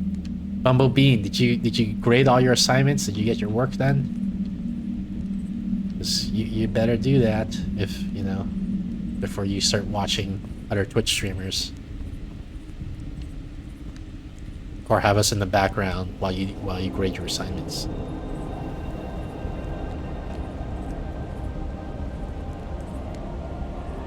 Nope, gotta get back to it. Just taking a quick break, okay? As long as it's a quick break, don't be like, you know, just 5 minutes, and then like 2-3 hours has passed, and you're like, too many to do in one go. Yeah, makes sense. Doing the, what's it called, Pomodoro method, right? You grade a couple assignments, take a break, grade a few more assignments, take a break. Scene 6, the method.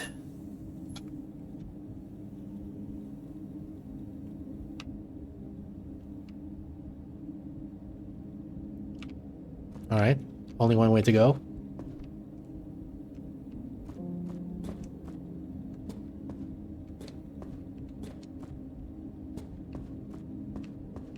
Put the stone down before I get too tired. Pick it up again.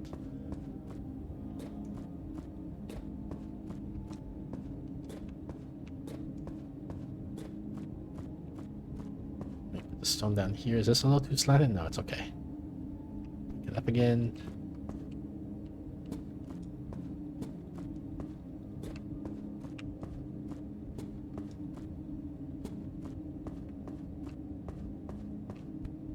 That looks like a cave over there. And I guess the path on the right seems easier. That means we should take the path on the left, right? Because why would the game want to make things easy for us? Smash. We're gonna have to check the floor to make sure there's no traps. Ooh, exciting.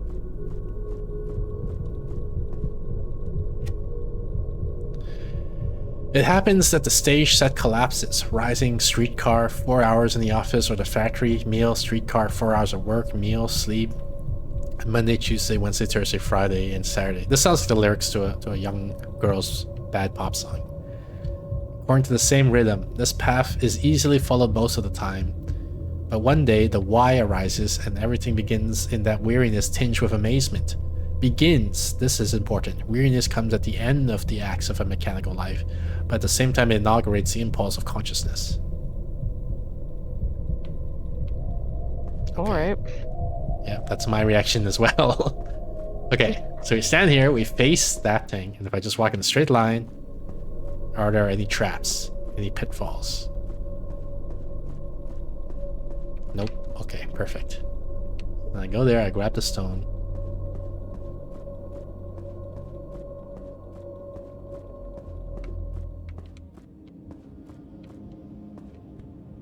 Face the oop, I bumped into the ceiling. I face the other thing, just walk in a straight line. Smash the thing. Put it down real quick. Alright, time to get back to it. Have a good time, guys. Alright, Bumblebee, see you later. Thanks for stopping by. Oh god, look at this. Look at what I have to do here. Easy. Remember when the guy For said, like, babies. you should just take the easy path, which is just this stone road? Did he say, though, that he wouldn't recommend it? No, I said I wouldn't recommend it. Oh. I'm just gonna leave the stone there temporarily. I'm just gonna go see what this is like.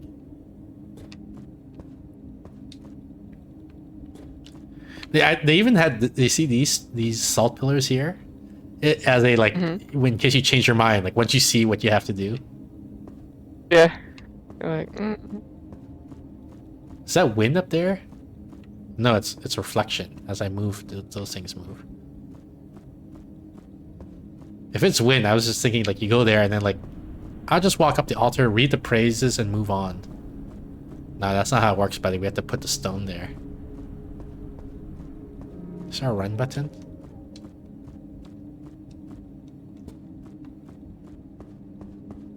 Oh, here. Now we're running.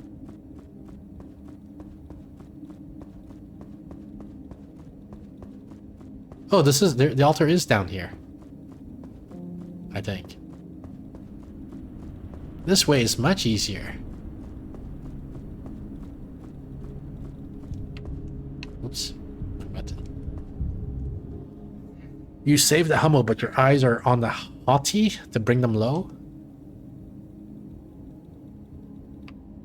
Oh, I was listening to it, and so I thought you said the hottie. Yeah, my eyes are on the haughty. How are you supposed to say that? I think hottie. Okay. Man, if ever I become president of the United States, people, like the reporters or the media, I guess, are always gonna make fun of me for saying words a weird way. You know, they'd be like, look how dumb this guy is. He doesn't even know. There's other reasons you're not going to become president, but look at how he pronounces the Houthis. Yeah, the Houthis.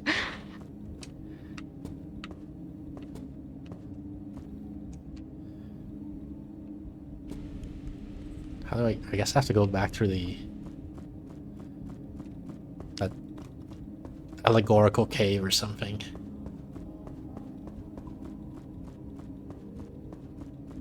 The one that's full of all the Houthis. Yeah. You know Hooters is filing for bankruptcy? You hear about that? I did not know that it hadn't had to do that already. Yeah, apparently they're filing for bankruptcy. Wow. Times are rough for everybody. Yeah. Also, 23andMe is filing for bankruptcy. I don't know if you heard about that. And then they're like, so we're gonna sell all the DNA data that we got, and then all the customers are like, That doesn't seem great. yeah. Or just sell it to the highest bidder.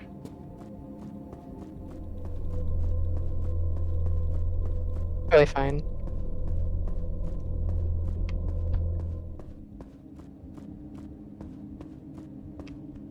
Okay, so what's up here? I guess, you know, I'm gonna go without the stone. Like, even though it means I'm gonna have to come back and bring the stone probably, but I just want to see what's... I'm guessing it's probably gonna be like another one of those caves with the walls have to break or something.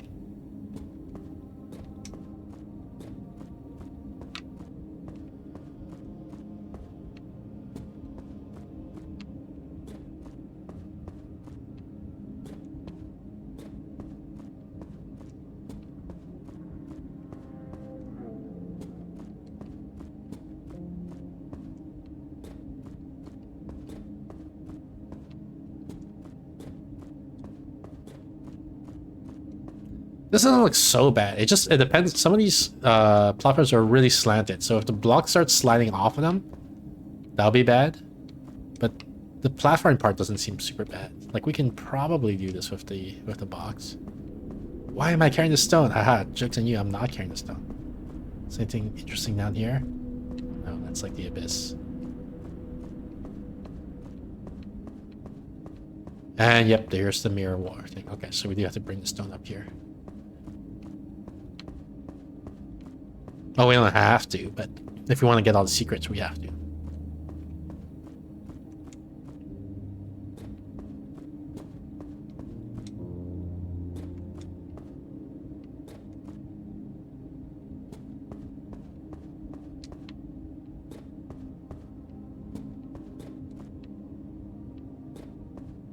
Oh, I'm not gonna be this jump.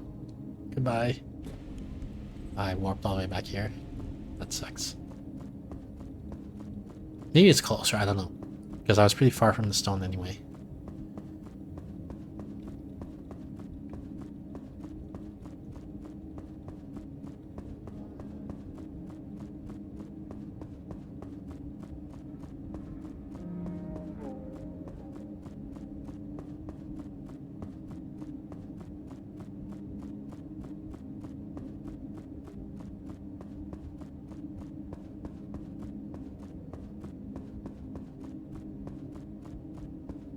Bridge.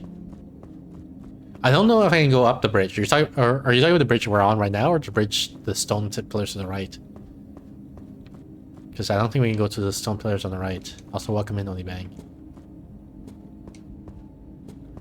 We're playing a game based on Sisyphus. I don't know if you're familiar with the Greek myth.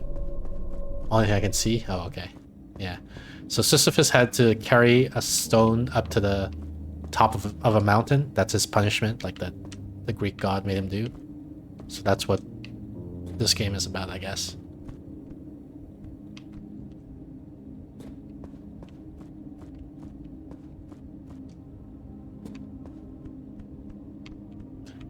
So we gotta carry this stone to the top of the mountain.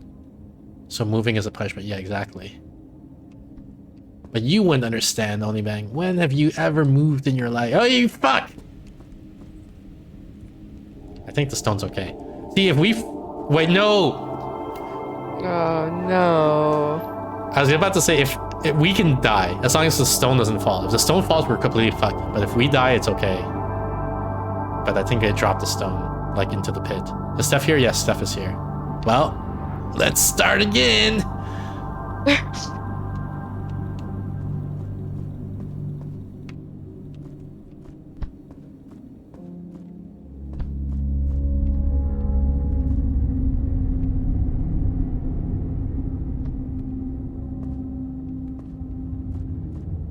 So we were on level 5, I think, earlier. And this is level 3, so... Like, the first 2 levels, I guess, are just intro. But I think it restarts... Every time you drop it, it restarts you to level 3.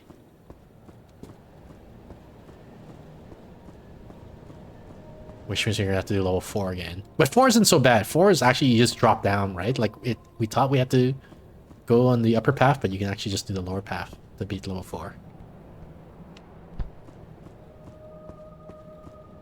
Actually, now that I'm thinking about this, the same is true for level 5, right? Level 5, we just take the bridge on the right, which is the easy path, and that's how you can beat the level. So really, the only challenge is getting all the secrets. Which I want to do, so we're going to do it. Only when redeemed Steph, Nebu, and Steph. Steph and Nebu discuss the topic of your choice. Why do we see things in the dark that aren't there? Should I take a stab and then you'll tell me why I'm wrong, Steph? Or... Sure. So your brain has different modules in it that are each dedicated for different things. Like they may have evolved over time to solve different types of problems. And one of the modules in your brain is like a face detection. And I guess there's another one which is also related to this question, which is an agency detection. But you have a part of your brain that, or some set of neurons, like I said, activate when you see a face, for example. And so sometimes you'll see faces in clouds or in like, you know, like a coffee, the foam of a coffee that's arranged in a certain way. That's that module being hyperactive, like being activated because it sees something that vaguely looks like a face, and it triggers. And so that's part of it. The agency thing is like when an event happens, you try to, how do I describe it? Like they showed kids animations where like a circle and a triangle are moving around the screen. And they ask the kids to describe it, and the kids will say things like, "Oh, the ball is chasing the triangle," right? Like, so we're naturally inclined to also ascribe agency to things, as opposed to just saying like the other way to describe it is you could have just said, "Oh, like, you know, the circle is moving here, the triangle is moving there," and not talk about it in terms of agency at all. But our natural instinct is to talk about agency like that, and that's also a suspicion. We theorize that maybe that's related to why religion is popular, because instead of saying like, oh, it's just, you know, it's just like the wind is, or there's a storm and it's just random, it's just weather stuff, he said no, there's a god and he wants, you know, this to happen, so he makes it rain and things like that. So that's the agency detection stuff. So there's that thing going on. And then there's the fact that like when you perceive things, like when you feel like you're seeing things, you're actually not directly just processing photons entering your eyes.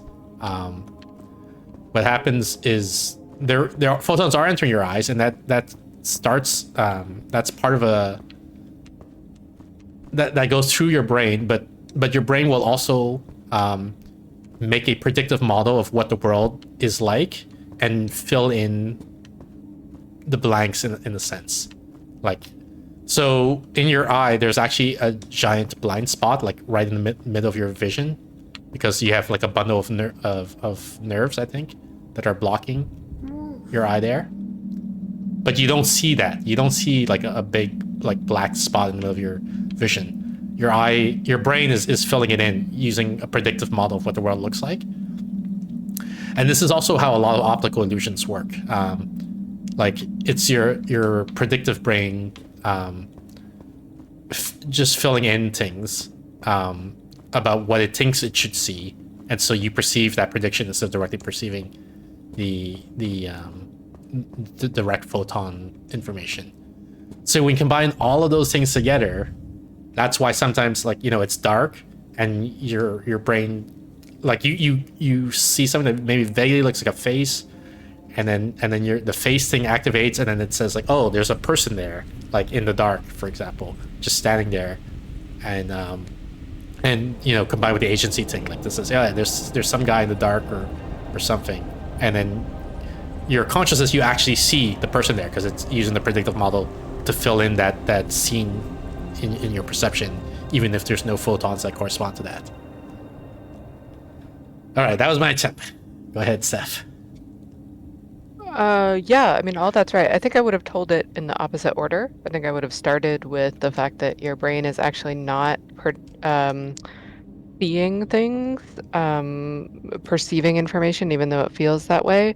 It is making its best guess 100% of the time what you see, what you experience right now is a controlled hallucination, which is your brain's best guess right this second as to what you're seeing, that it updates or corrects with sensory data that is notable. And so everything else that you said about that is exactly correct. Optical illusions or the blind spot or the fact that like the world doesn't go dark for a millisecond every time you blink, all of that are good evidence of the fact that you're not, like, it feels like you're perceiving the world, but you're not. Your brain is generating it all the time by kind of hallucinating what its best guess is, and then using sensory data to update. And that sensory data that it's using, it's interpreting through its best predictions, which evolved based on your learning history and to keep you safe.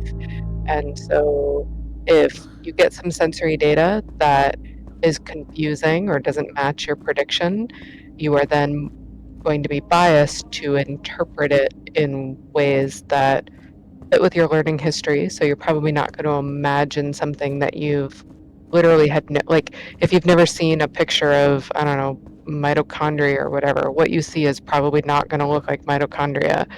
You're going to interpret it according to your frame and according to what's kept you and your ancestors safe all along. So you'll probably interpret it as a face or something with agency, because that's more likely to, if you have an overreaction to that and kind of like run screaming and it turns out it was a false alarm, you've wasted some calories. But the one time that your brain's right, It kept prevented you you from alive, and dying. then you Yeah. pass on your germs, your not your germs, your genes onto the next generation. So I just would have told the same pieces of the story I'm doing a in a bottom-up slightly different approach, order. and you're doing a top-down Exactly. approach. Yeah. Yeah.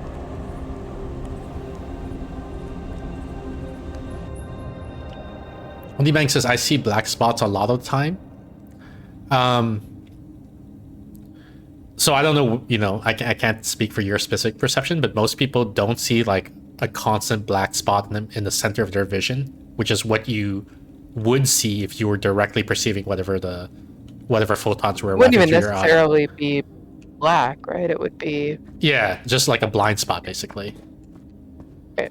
And there are tests, like I think you can Google online for these type of tests. Like they'll say something like, like stare at this point, and what they'll do, like they'll put a dot on the screen and they say like stare at this dot, and then they'll say they're going to change the color of the dot, and then you won't see that it changed because it's in your blind spot, but you'll continue to see the dot like in its original color. Like let's say they'll show a black dot and they'll say we're gonna make it flash red, but you won't see it flash red. You'll just see a black spot because your brain like saw a black spot initially, and now the black spot is in your blind spot, and so it just says, okay, I'm just going to assume that it's still black, right? It's Right. It says I haven't received any Makes its photons best prediction. that makes me think that it's changed, so I'm going to assume it hasn't changed. Yeah. So You should search for them online because they will blow your mind. I always see the red dot though. Okay, I mean, like it's possible that you've got something like special going on, but it's also possible that you're like misinterpreting the experiment or something like that. So it's hard to say without being in person or having a lab and then trying different tests to see what works and what doesn't work on you and things like that. Right. This isn't one of those things like aphantasia or whatever where there's like some wiggle room. Some people see things differently than others. If you have eyeballs that work, they have an optic nerve in them that literally causes a spot in your vision where you can't see anything. And it, like, if you have eyeballs that are getting blood, this is how they get it. So there's no way for it, like your blind spot just exists. It's not one of those things that can be unique in different people. I suppose. Like there's a tiny chance, right, that she Yeah, has a weird, right, exactly. like a unique eye that no other human has, but the probability no is other low. human has. Yeah. Exactly. I was just gonna say, like, it's kind of like saying, like, oh, you don't have a liver. I suppose there's a chance that someone out there doesn't have one, but probably they should just look harder for it. Yeah, it's always hard. Like, this is us. We talked a little bit earlier on the stream about a related topic, which is science communication. We talked about perception of science, but now we're talking about science communication. Like, you know, like you say, it's not impossible, right? Like maybe there's some speciations going on, and Oni Bang isn't technically human type of thing, right? But the probability is low, and so, but when you say those things to the general public, it's like it's hard to express how low that probability is, right? How low the likelihood is, right? Like there might be one person on the planet, maybe, or maybe has been at some point. Yeah, is what we mean by low probability. In the same way that there might be somebody it's out like there without a limb. it's like saying, you know, like humans have two hands, right? And you know, maybe someone was born with three hands. Well, that could happen, exactly. But it's rare. It's very rare. Like your eyeball has to get blood somehow. It's theoretically possible that the bundle of nerves go somewhere else, like maybe not go somewhere else, yeah. like on the edge I don't know instead how of the that would center. work, but yeah. Right. But it'd be weird, like very weird, like having 3 arms instead of 2 arms. Yeah.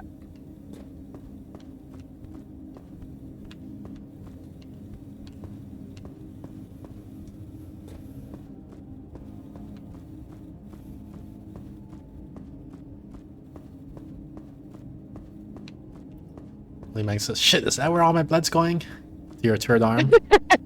We finally figured it out. Oh, let's check for traps. Why is it like completely pitch black? What the heck?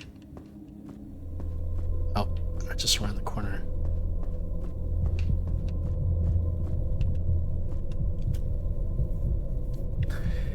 If I were a tree among trees, a cat among animals, this life would have meaning. Or rather, this problem would not arise, for I should belong to this world. I should be this world to which I am now opposed by my whole consciousness and my whole insistence upon familiarity. This ridiculous reason is what sets me in opposition to all creation. I cannot cross it out with a stroke of the pen. What I believe to be true, I must therefore preserve. What seems to me so obvious, even against me, I must support. Oni says, I have hypotension, so I just like pass out because my heart won't get with the program. That's a bummer. I'm gonna go with the rock. I feel like they haven't really put traps in the past, so I'm gonna assume that they're not gonna put a trap here.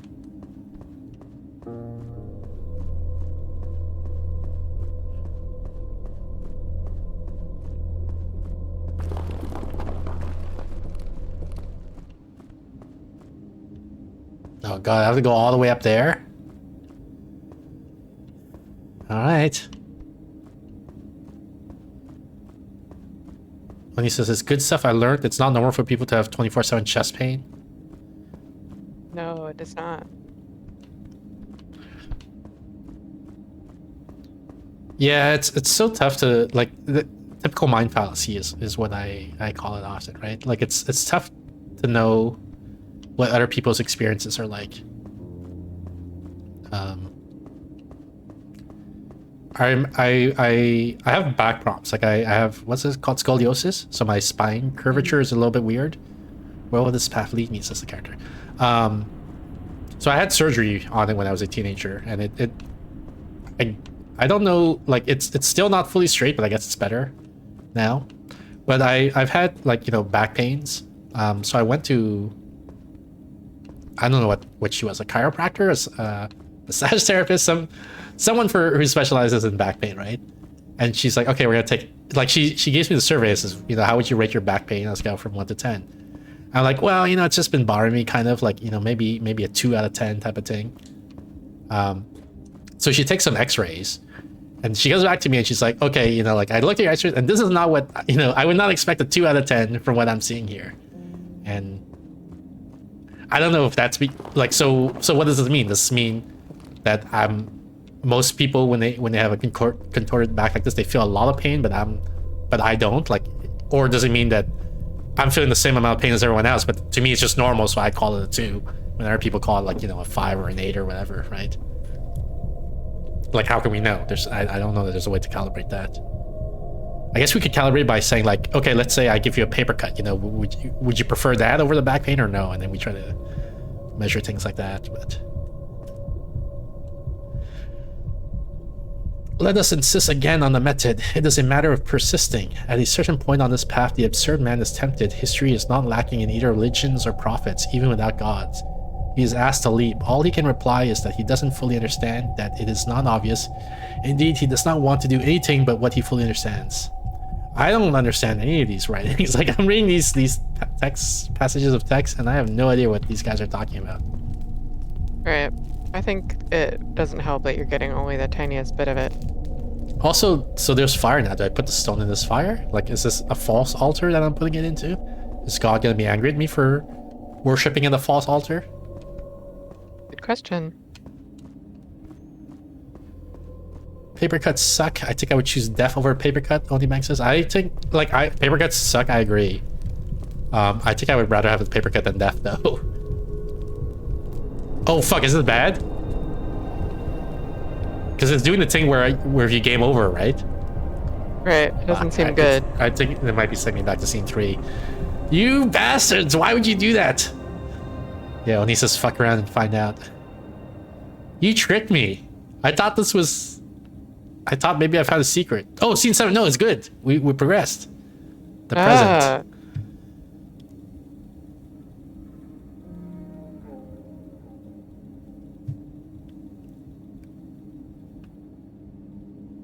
All right.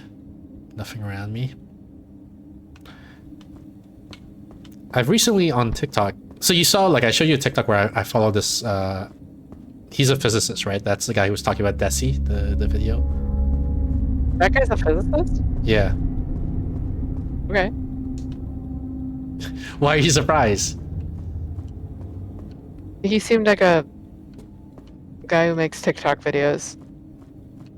Well, he's I think he's a PhD.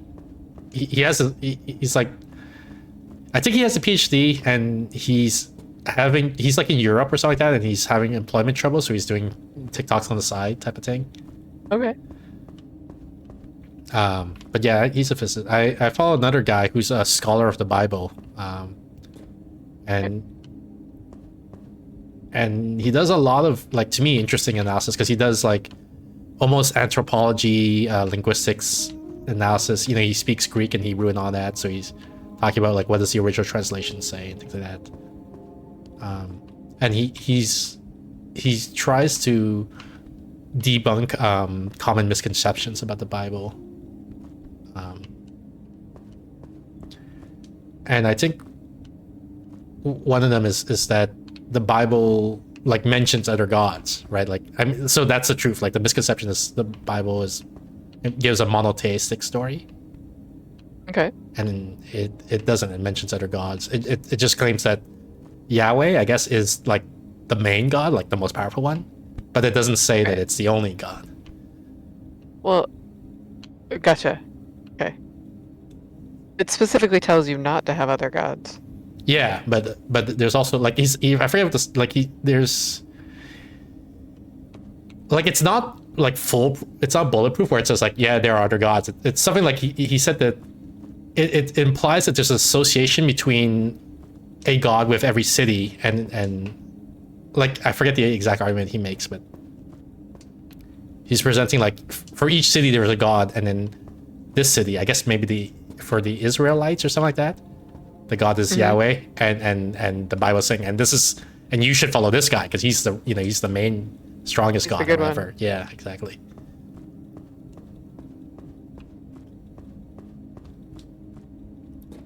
Only Bang Redeem, name the character, and then she wants to name the stone to be Steven. So this stone is called Steven that we're carrying around. Like it.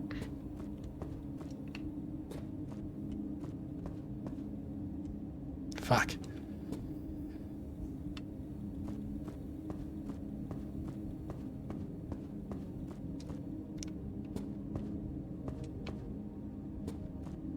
The other one I vaguely remember is the David and Goliath story.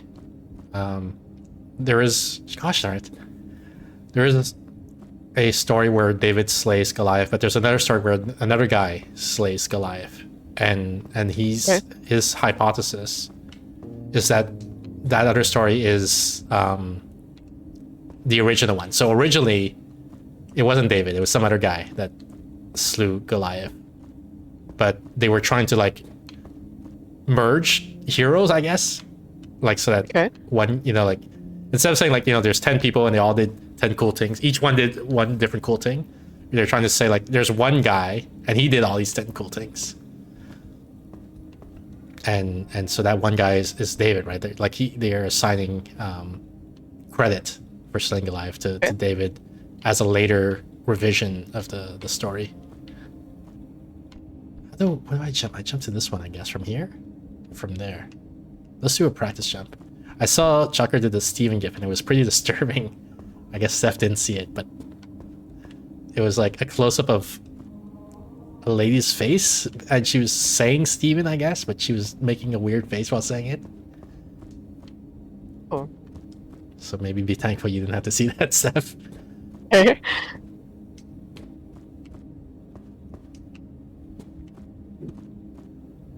Gosh, I can't make this jump. What the heck?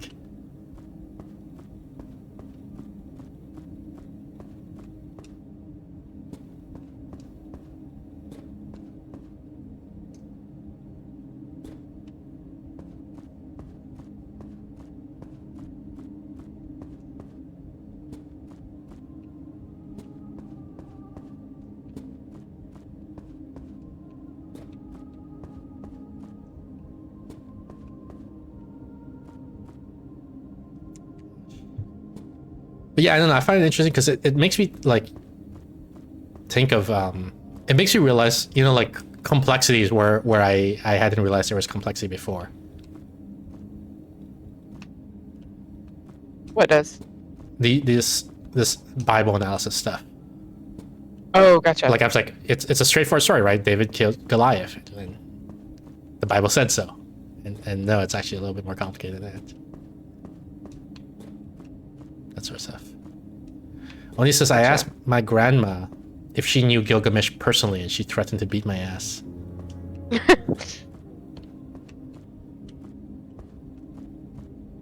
What the heck? Grandmas be sensitive. How did I make that jump in the first place?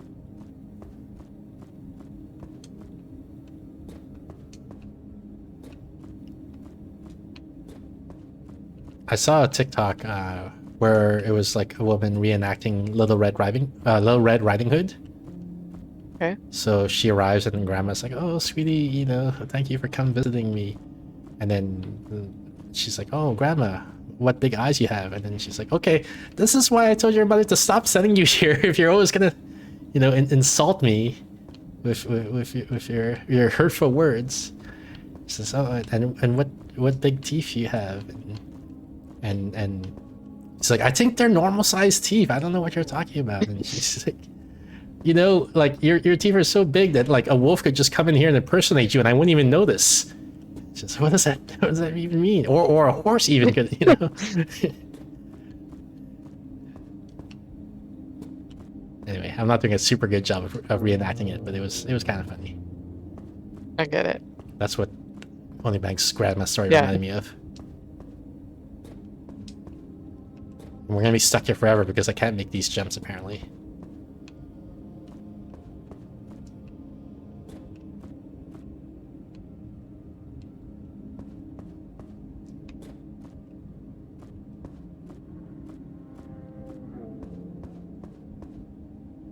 What the fuck? Yeah. Is there another pillar I'm missing? Like, there's no way for me to get closer to that pillar, right? For that jump, I keep not making that jump. Like I made it once because I got the block there, but why can't I get any closer?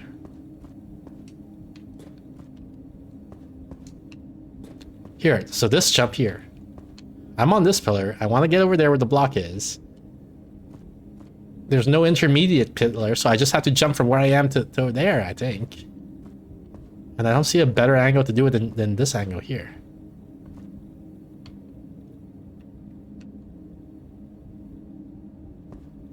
Maybe if I line up, you see this is a vertex right here. Maybe if I line up straight there. Jump at the last possible second. Yeah, what the heck? Is the game bugged? What happened? Why can't I make that jump anymore? Like every other jump in here is very generous. Like I can jump like pretty early and I still make it. But that one I'm jumping at the last possible second, I feel like. Should I go from this angle? Is this side a little bit higher than that side? Do I have more height here? No, I jumped a little early. That one's my bad. I jumped kind of early. I could have jumped a little late for that one. But maybe if I jump like on, if I go to the right, it feels further, but I'm higher up, so maybe that gives me more travel distance. And maybe I can make it that way.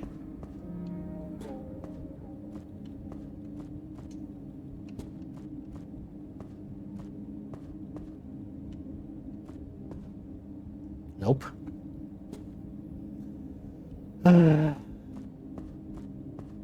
Oh, I can run. I forgot about that. Maybe I need to run. Do a running jump.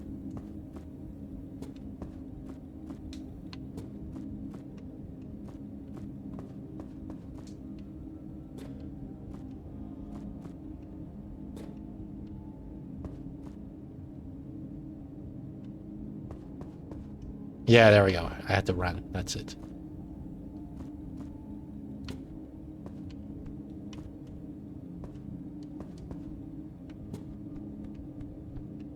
Is this too high for me to make? Nope, I can make it. Okay.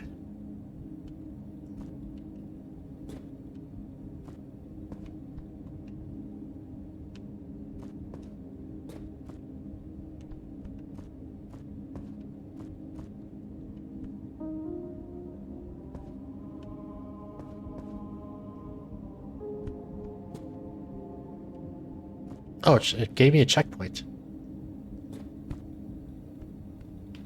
I didn't respawn all the way at the... Make the jump. Thank you, Chalker. I didn't respawn all the way at the beginning of this cave thing.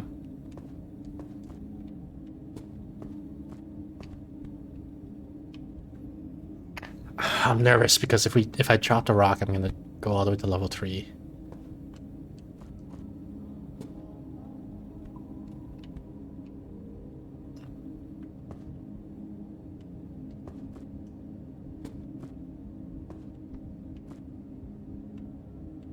Do I go left or right? I want to go... Maybe I go left?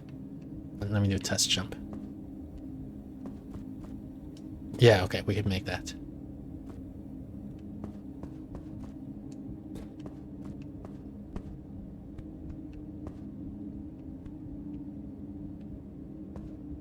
Okay. Oh, fuck! I'm pretty sure I dropped a rock. Yep, we're back at level 3. Same.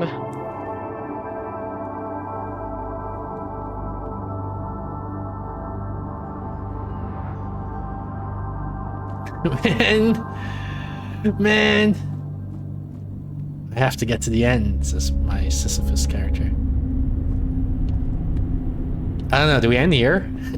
I feel like I think so. It could take me like more than, I don't know, like 20 minutes to just get back to level 7 where we were earlier. Also, this game never ends. It's gotta end. Come on, how many levels? They couldn't have put more than like 100, 200 scenes, right? Surely. They absolutely could have.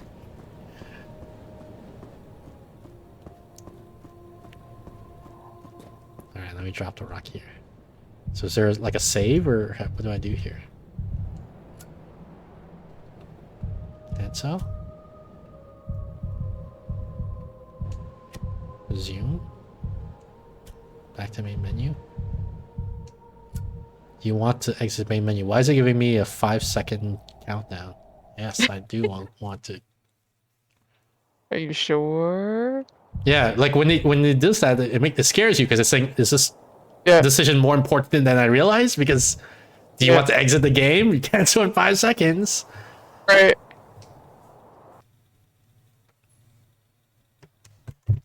I remember one of the lessons, one of the behavioral differences between me and my manager at Amazon that made me realize this is why he's the manager and I'm not, is we got an email from other teams saying like, are you ready for whatever, like this thing, right?